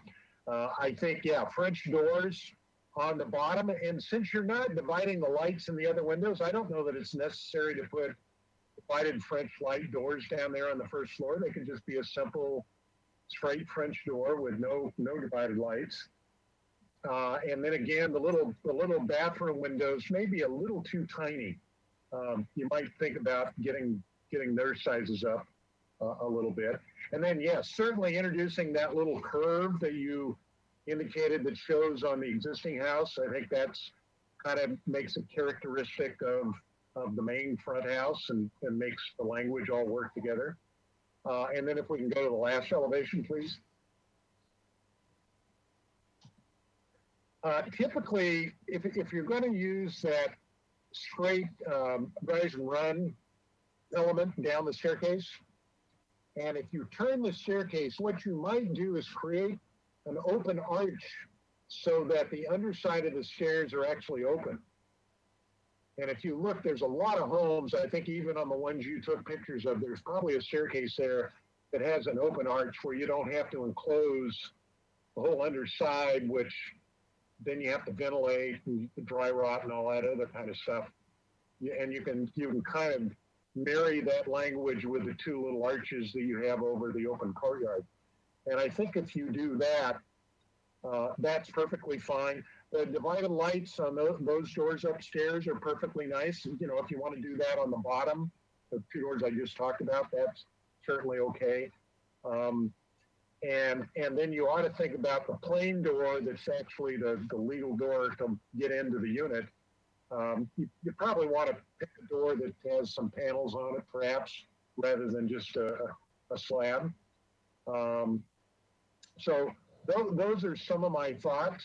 And again, the idea of a parapet or maybe just a little eyebrow element over these doors might be helpful. One, because of inclement weather. When you're standing there and the rain's coming down and you're trying to get your keys out and open the door, no sense of getting soaked, because that's the point where you've done your umbrella or your sack of groceries or whatever. So I think maybe Leslie presented a little sketch. As I said, I think she showed some little, red tile element that mimics what you see in the front house of the main house. Maybe that should occur here. That kind of protects both those doors from straight on weather issues. So anyway, those are thoughts. I think you can get there. You can get where Mr. Miller wants you to be and where Mr. Motisha wants you to be. It just needs a little finessing, and I'm sure there's somebody out in your world that can provide that expertise. Those are my comments. Thank you. All right, thank you. Board Member Ziegler, do you have any comments, please? Yeah, I sense that this is not a major size project, and it seems to me that staircase, and Mr. Sweeney alluded to maybe some changes in the staircase, but I think instead of having it be solid and closed, it should be open and there should be space there for storage, if nothing else. And so that's my comment. Underneath the staircase. All right, thank you. Mr. Chair, I have one additional comment, please. Yes. Yes. In case the public is listening, and I know we got one letter, well, we should, I don't typically the city attorney says, you know, we're not supposed to address specific letters, et cetera. But I do want to make an effort to inform the public about what the purview of this board's wherewithal is in reviewing these kind of projects. First of all, ADUs are typically, as Mr. Gorn will share with us, is not subject to the review of this board. The state of California basically passed a law 2 years ago that says all residential lots in the entire state are subject to the possibility of having accessory dwelling units with no local review except ministerial review and building code requirements. And I know we had one of the sponsors of that bill come to Santa Barbara and talk to the architects. And essentially, when I quizzed him, he said, "I don't care what these things look like. You local people are spending too much time. Just get the damn things built."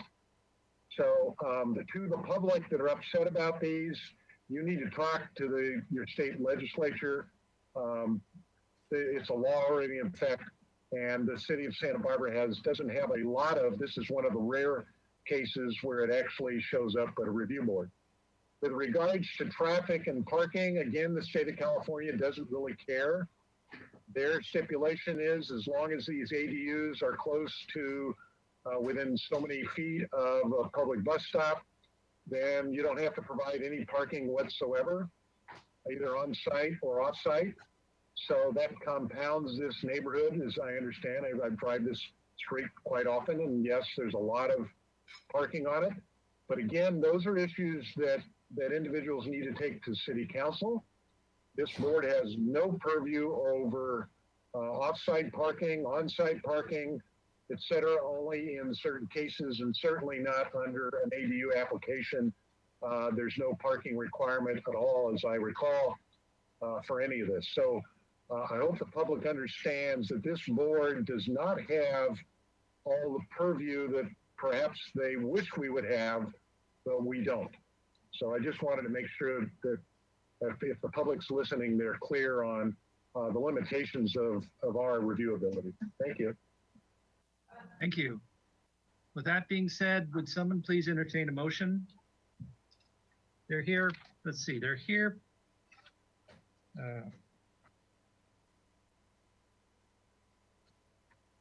Project design approval is requested. If you do not want to give it project design approval, please make comments and specify that in your motion, please.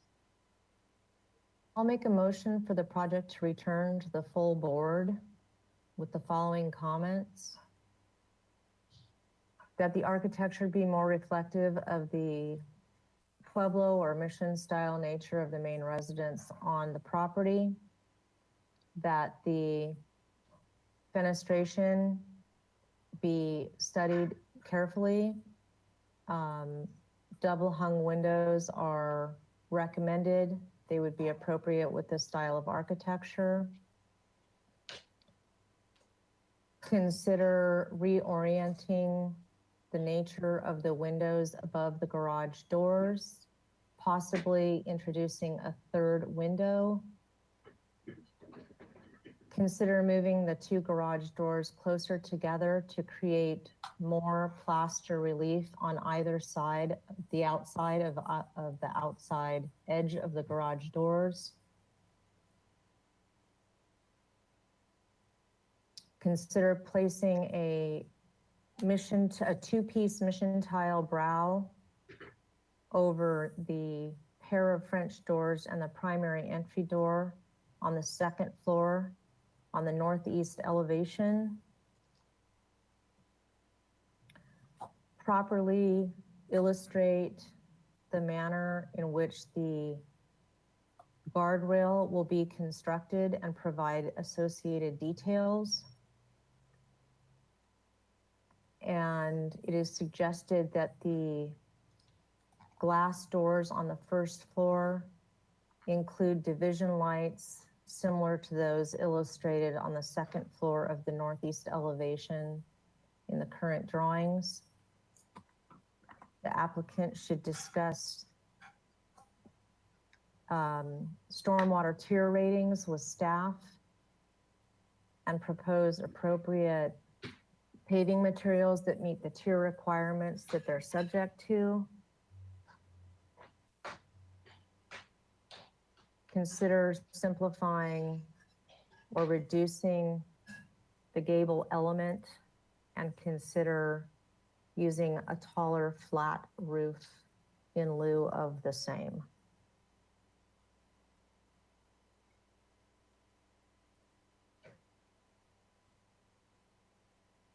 That's my motion. I will second the motion. I think there is considerable more help that we can give. Is that your motion? I was saying something. Hear me, Brian? Yes, you froze. What did you want to say? Thank you. Thank you. I think there is considerable more Yes. direction that we can give Okay. our presenter. And he needs it. Well, he just needs someone who likes to draw, and works on it. It's a cute building. All right, may I have a roll call, please? All right, I'll go ahead and start with Chair Miller, Yes. Vice Chair Sweeney, Yes. Board Member Koloss, Yes? Board Member Klein, Yes. Board Member Motisha, Yes. and Board Member Ziegler. Yes. All right, the motion passes. Thank you. All right, thank you. Have a good night. All right, night, Jared.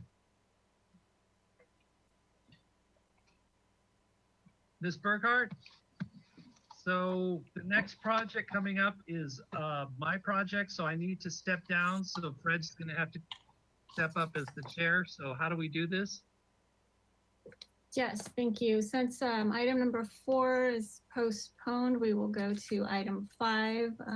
Chair Miller is going to recuse himself, and we do have some language we'll bring up on the screen. Vice Chair Sweeney, if you could read that into the record. Let's see, we do have a slide.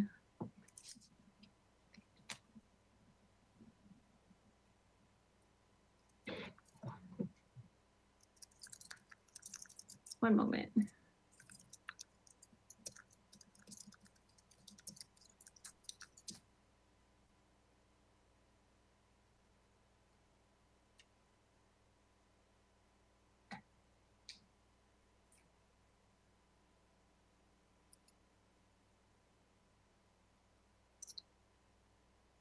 One moment, let me get that language for up on the screen.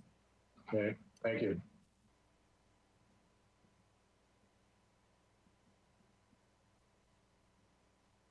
Before staff pulls up that language, I want to make sure we have a quorum for this item. I have not reviewed the previous minutes on this item.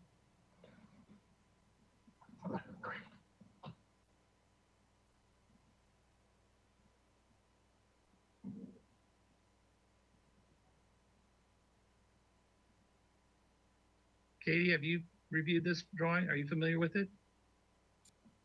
I'm also gonna have to abstain. I did not watch the video. So that's 2. So, uh-oh. We need 4, right? Did we lose Jonathan? Is he still here? Yes. So we have 2 licensed architects.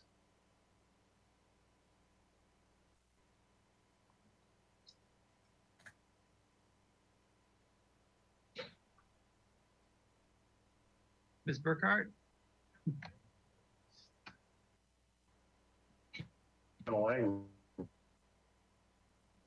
Yes, I'm here. I'm trying to get this language over to. Do we have a quorum, I guess is my question.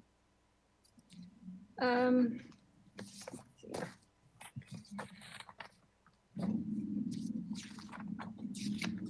I apologize. It's okay.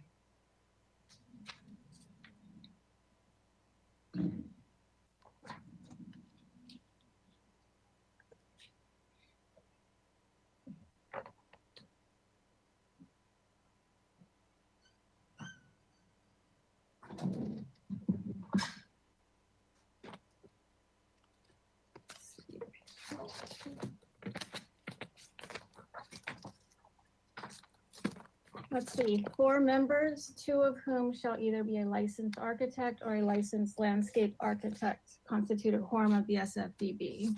So we have You do- 2 licensed architects. Yes. Okay, and we have 4 members total. No. No. No. Yes, we do. Now we do. No, you have 3. How do we have that? You only have 3. We only have 3.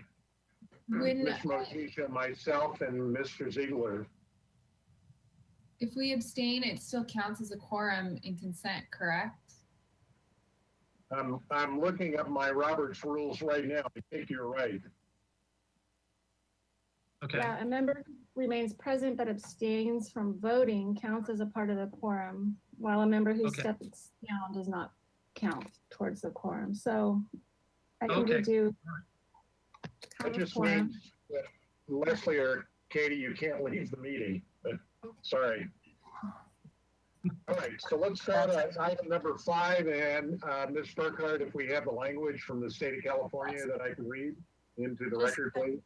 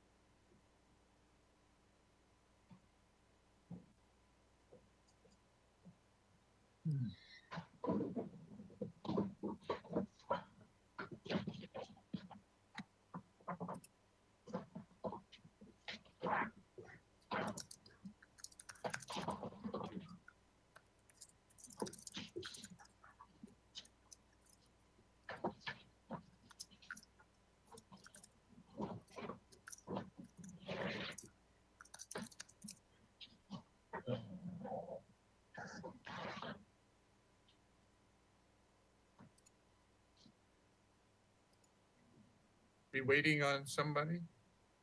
We're waiting Yeah, on the language I have to read into the record. I apologize. I thought it was already in the PowerPoint, but it's not there. So I sent some language over and we'll get it added and up on the screen shortly. Thank you Okay. for your patience.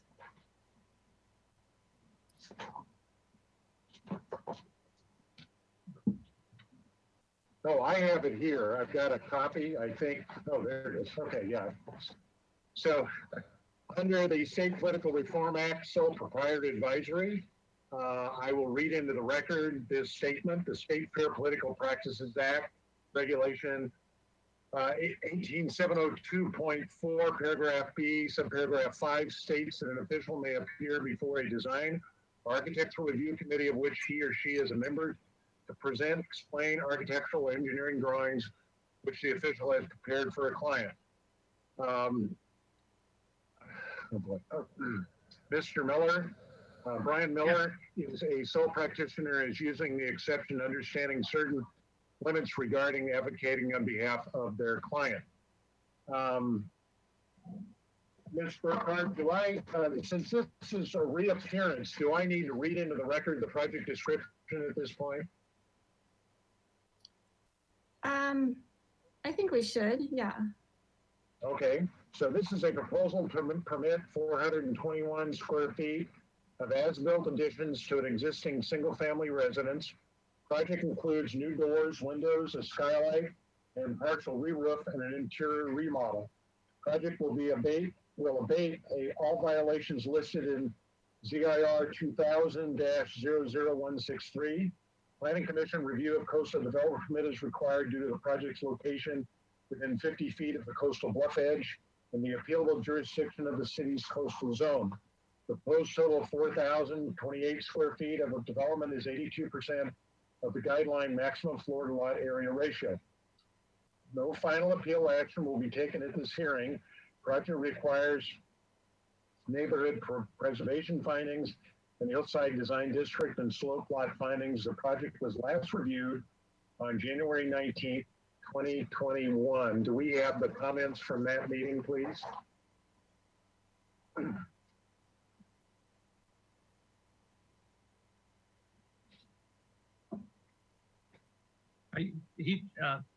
The minutes.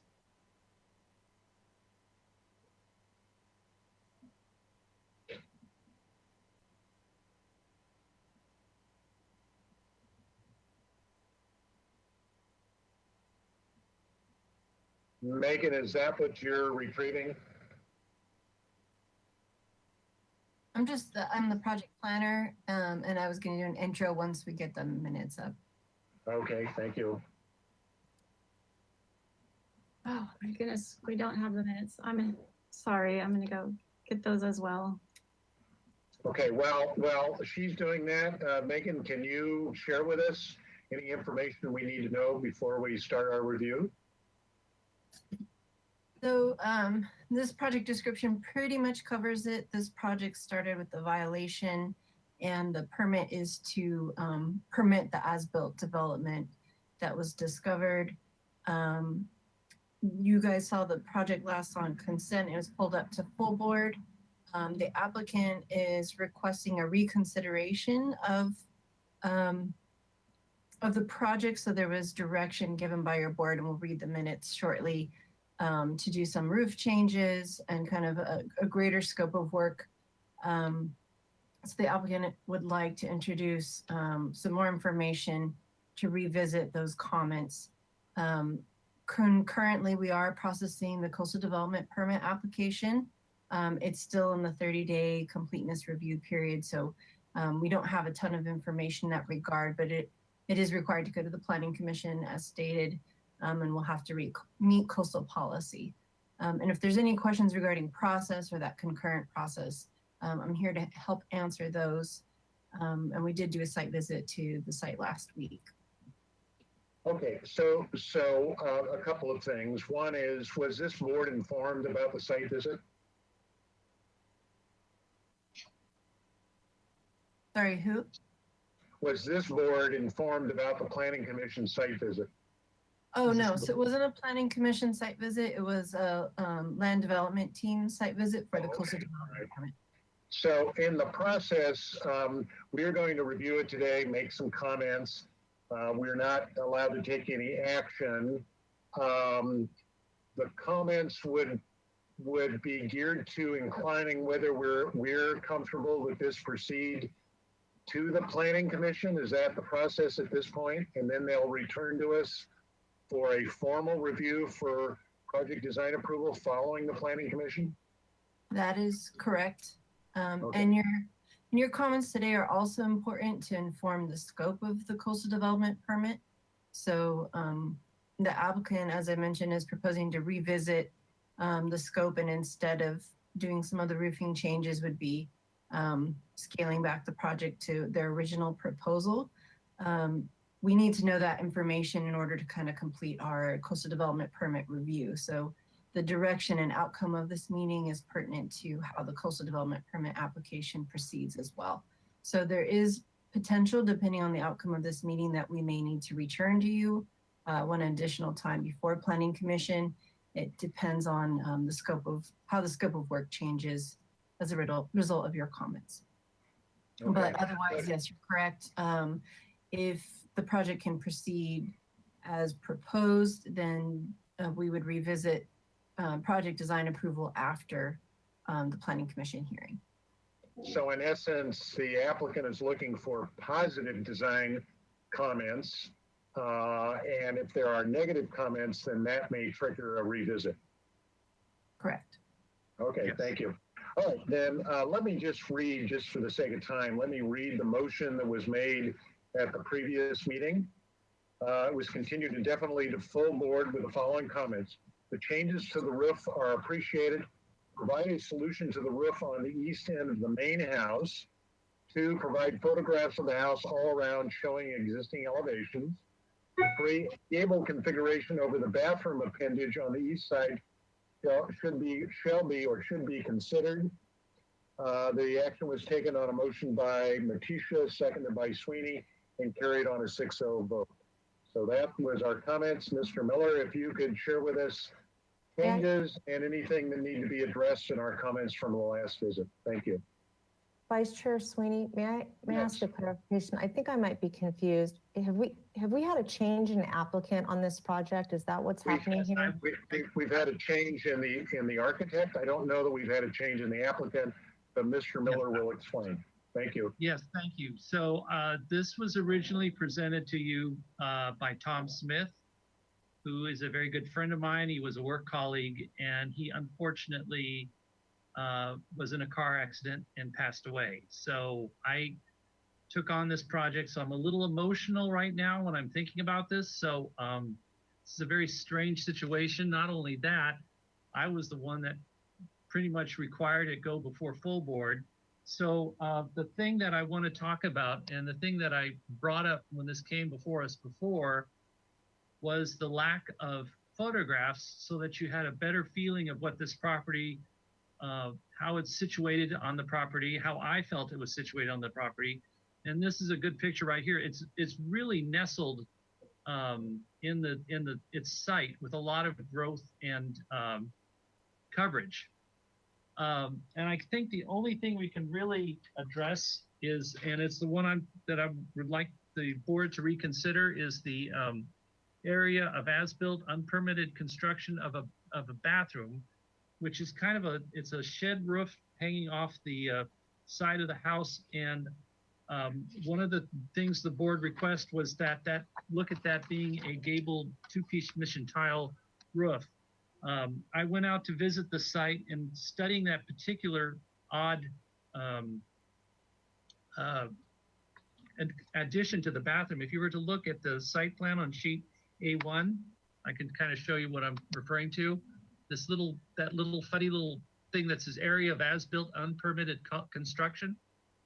So on the other part, I think the board had previously approved that new roof configuration that Tom had drawn. But in that one area, he'd left that a shed roof, and I was requesting that be possibly done as a gabled two-piece mission tile roof. However, going out to the site, and if you go to sheet A1.1, and if you look at, in particular, if you look at photograph number 11 and 16, you can see that the addition is so packed and nestled inside the property, you don't even see it anywhere. It's up against a huge shed hedge from the adjacent property, and you don't see it from the street. You barely see it from the back. And my concern, and it doesn't really reflect it on the elevations that Tom drew, is that to get back there, they're going to have to tear down a fence and go in there, and it would just be a mess. And I don't think you get good bang for your buck in terms of putting a new roof on it. In particular, if you look at photograph number, I think it's 16. Is that right? Yeah, look at photograph 16. You can see how the bathroom in the back there is so tucked away. I don't think putting a roof on there, a gabled roof, is going to accomplish anything. So I'd like to request the board, reconsider the request of having that become a re-roofed element. There are several issues with this property. Now that I'm learning more and more about the property, there's an outdoor fireplace that was not permitted, and another little wooden gable that needs to be addressed. When the city staff came out, when I was with them, we went in the backyard, we discovered this that was not initially drawn on the plans, and I know it's going to come up as something to be worked on that needs to be addressed. So anyway, I think that's about the only thing that can be addressed at this moment, unless staff has anything else. And I think that was the specific thing. But if you look on the sheet A1.1, there's a lot. This gives you a pretty good, thorough idea of all the different, the location of the property. It's really nestled. It's on a private road. There's no public view access of this home. And it's got a very contemporary, strange looking house just next door to it. But you don't even see that. Yeah, there, right there, you can see it. That's right next door. So it's a funny little neighborhood. And that's basically my presentation.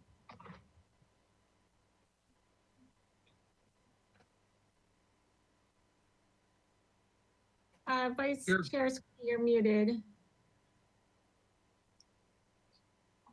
Sorry, I'm sitting here talking. Before we go to questions and comments, do we have any written comment on this item or any public waiting to speak? Thank you, Vice Chair Sweeney. There are no members of the public currently attending by webinar. Mary, did we receive any written correspondence for this item? Thank you, Barbara and Chair Miller. We have not received any written correspondence. I'm sorry, Vice Chair Sweeney, we have not received any written correspondence for this item. Okay, thank you. Vice Chair Sweeney, we've been working behind the scenes and have realized that both Board Member Colas and Klein were present the last time this item was heard, so they can participate. Oh, okay. Yeah, it was presented with Tom. That's why you thought. All right. That's maybe where the confusion was. Thank you, Ms. Yeah, Burkhardt. that was, Okay, so let's go to questions. Let's start with Ms. Claus. Thank you.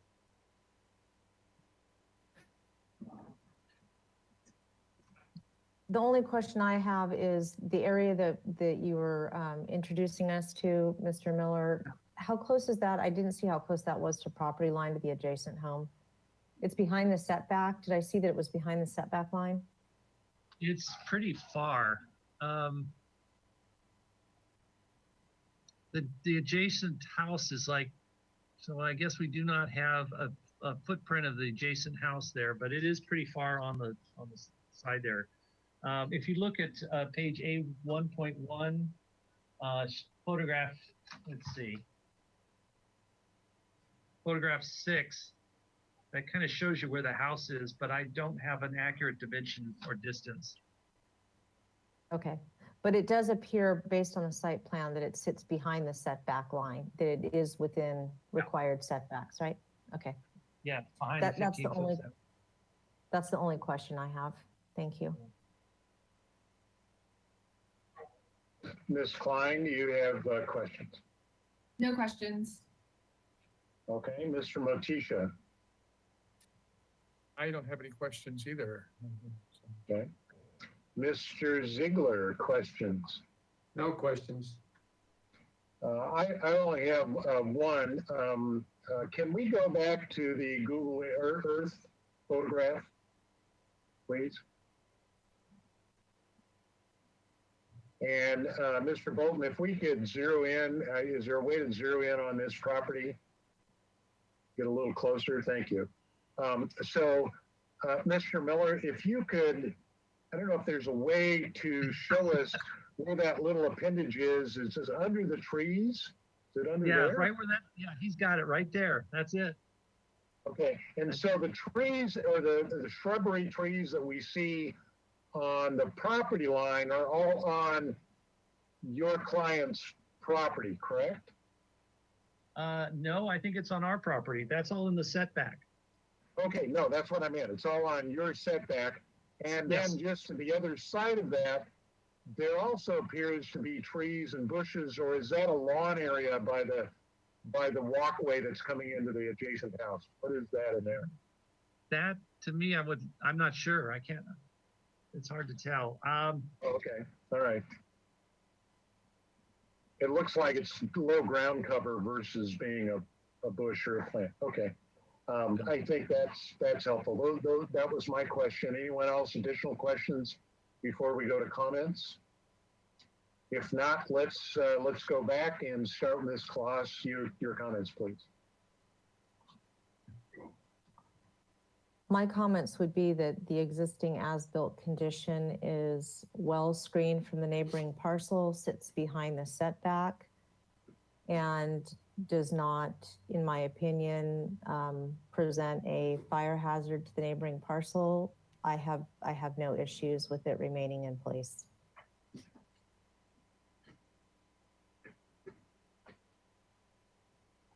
Klein, you have comments?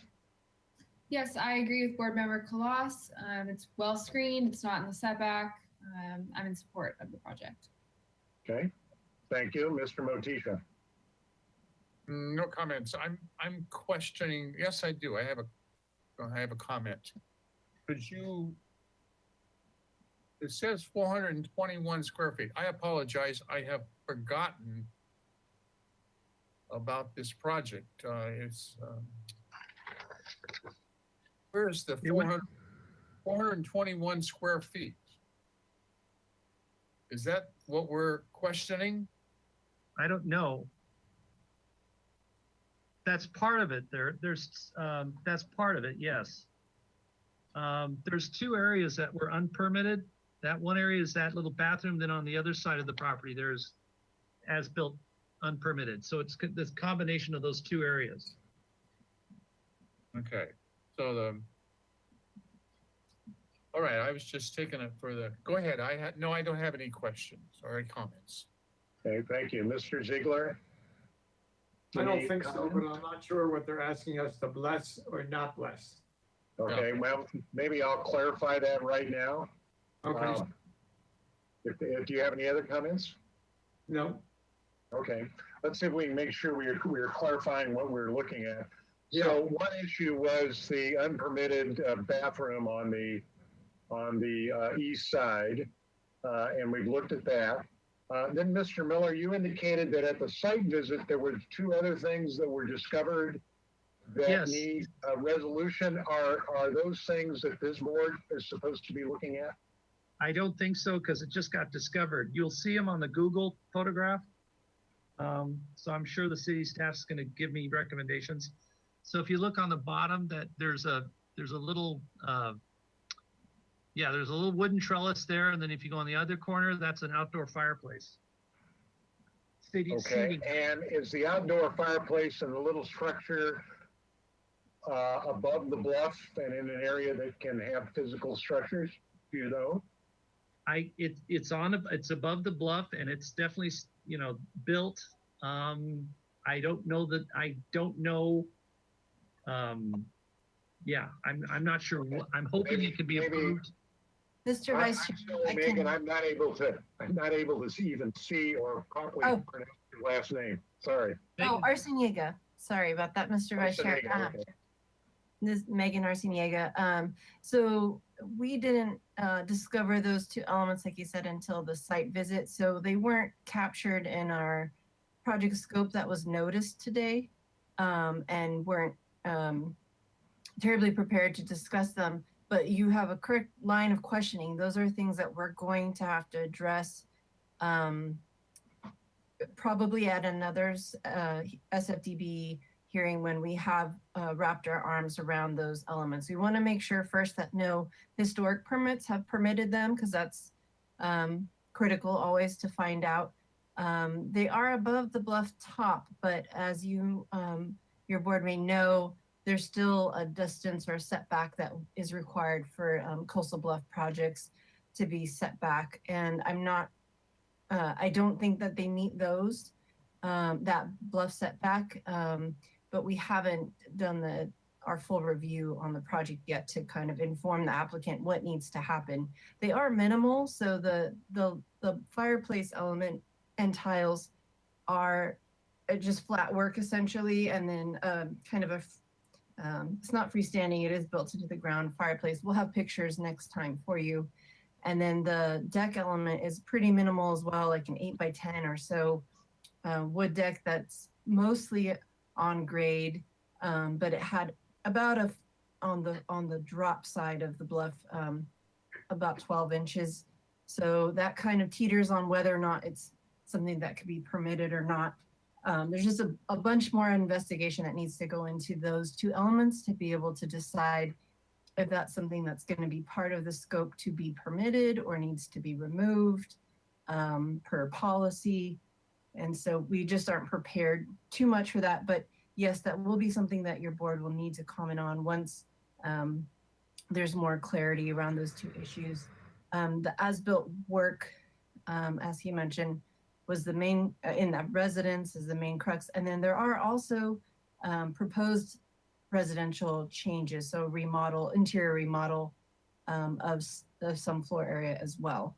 But as he stated, I believe, as Mr. Miller stated, those elements were, the remodel elements were blessed, if you will, or supported in your last review.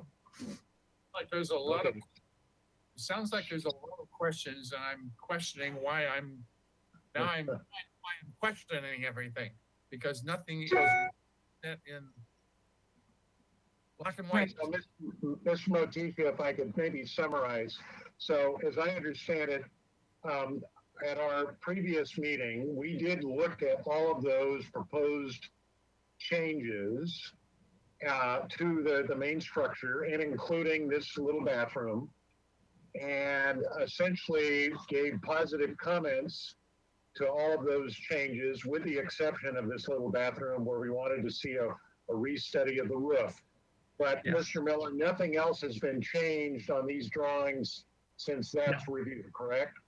Correct. And then with regards to the two elements that were discovered this week, my assumption is this still can travel to the Planning Commission if we provide positive comments, and that those two elements can be resolved on or before it returns to us for a formal decision on project design approval. Is that correct?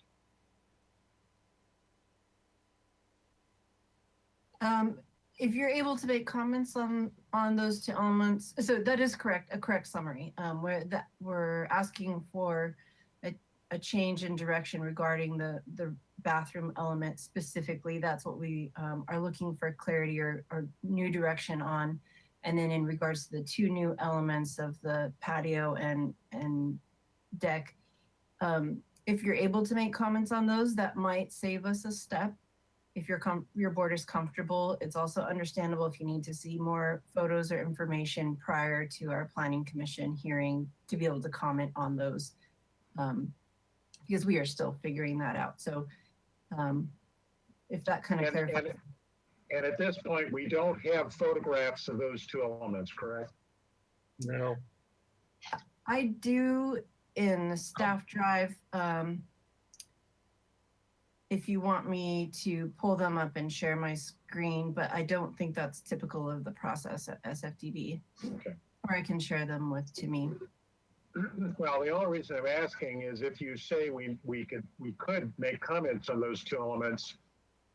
If my sense is, I'm not sure anybody's going to have a problem with them, but we probably at least got to look at them. That might, in order to save some steps here or time, if you have a minute, be able to pull those up, that might settle it fairly quickly.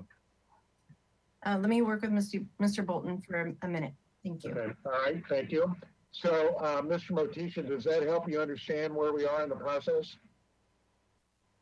I think so. Yeah, you're talking yes and no, and sorry, the zoning helper over on the right here is talking in about 15 different colors. Every time she asks one of your questions for a yes or no answer, she talks for 10 minutes, and then I'm mixed up again. Okay, well, let's see if we can walk while she's doing her retrieval. Let's see how we can walk through this. So in essence, we have 2 or 3 actions we can take as a result of this review. One is we could make a motion that says that we have restudied the bathroom element that is non-conforming, and that we are in agreement that it can remain as it's been presented, and that all our other comments stand in place per our previous review at the previous meeting. So that's one action. And as a part of that action, we can make a statement that we're ready for it to proceed to the Planning Commission. So that's one action. The second action we could take is, no, we're not in agreement that the little bathroom should stay as it is. We want changes. We would make comments for it to return to the council. So that's the second possible action. The third action is a combination of the first action, which is we're satisfied with the little bathroom, but that we are not satisfied with allowing the little trellis element, the thing in blue, or the fireplace element to remain, and would like to see a drawing with it eliminated and clarification of the bluff top setback. That's a third action. A fourth action could be a combination of the first action where we're in agreement that the little bathroom is perfectly fine and that we are not concerned about the two elements discovered on the walkthrough this week, and that we'll deal with any ramifications of that at their appearance for project design approval after they've gone to the planning commission. So those are 4 different ways to approach this. Does that help you a little bit? Yes. Okay. So Ms. Arsenega, have you been able to pull up those photos? She's been waiting, listening to us. You need- I have the photos. I don't have them in PDF format. Oh.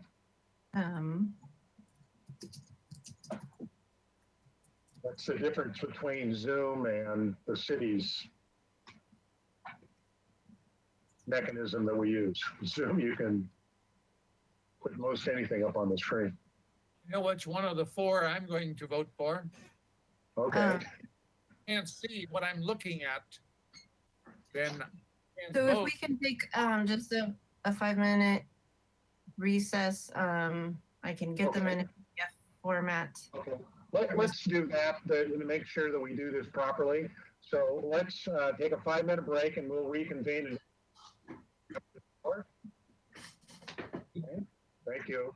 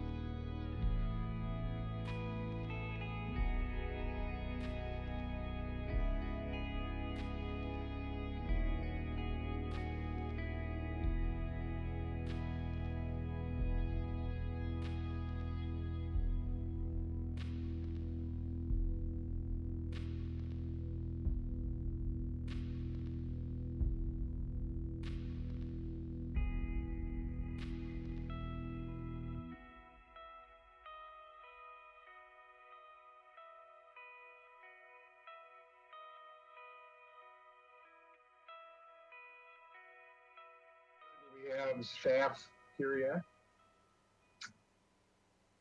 May I make a comment? Sure, go ahead, Joe.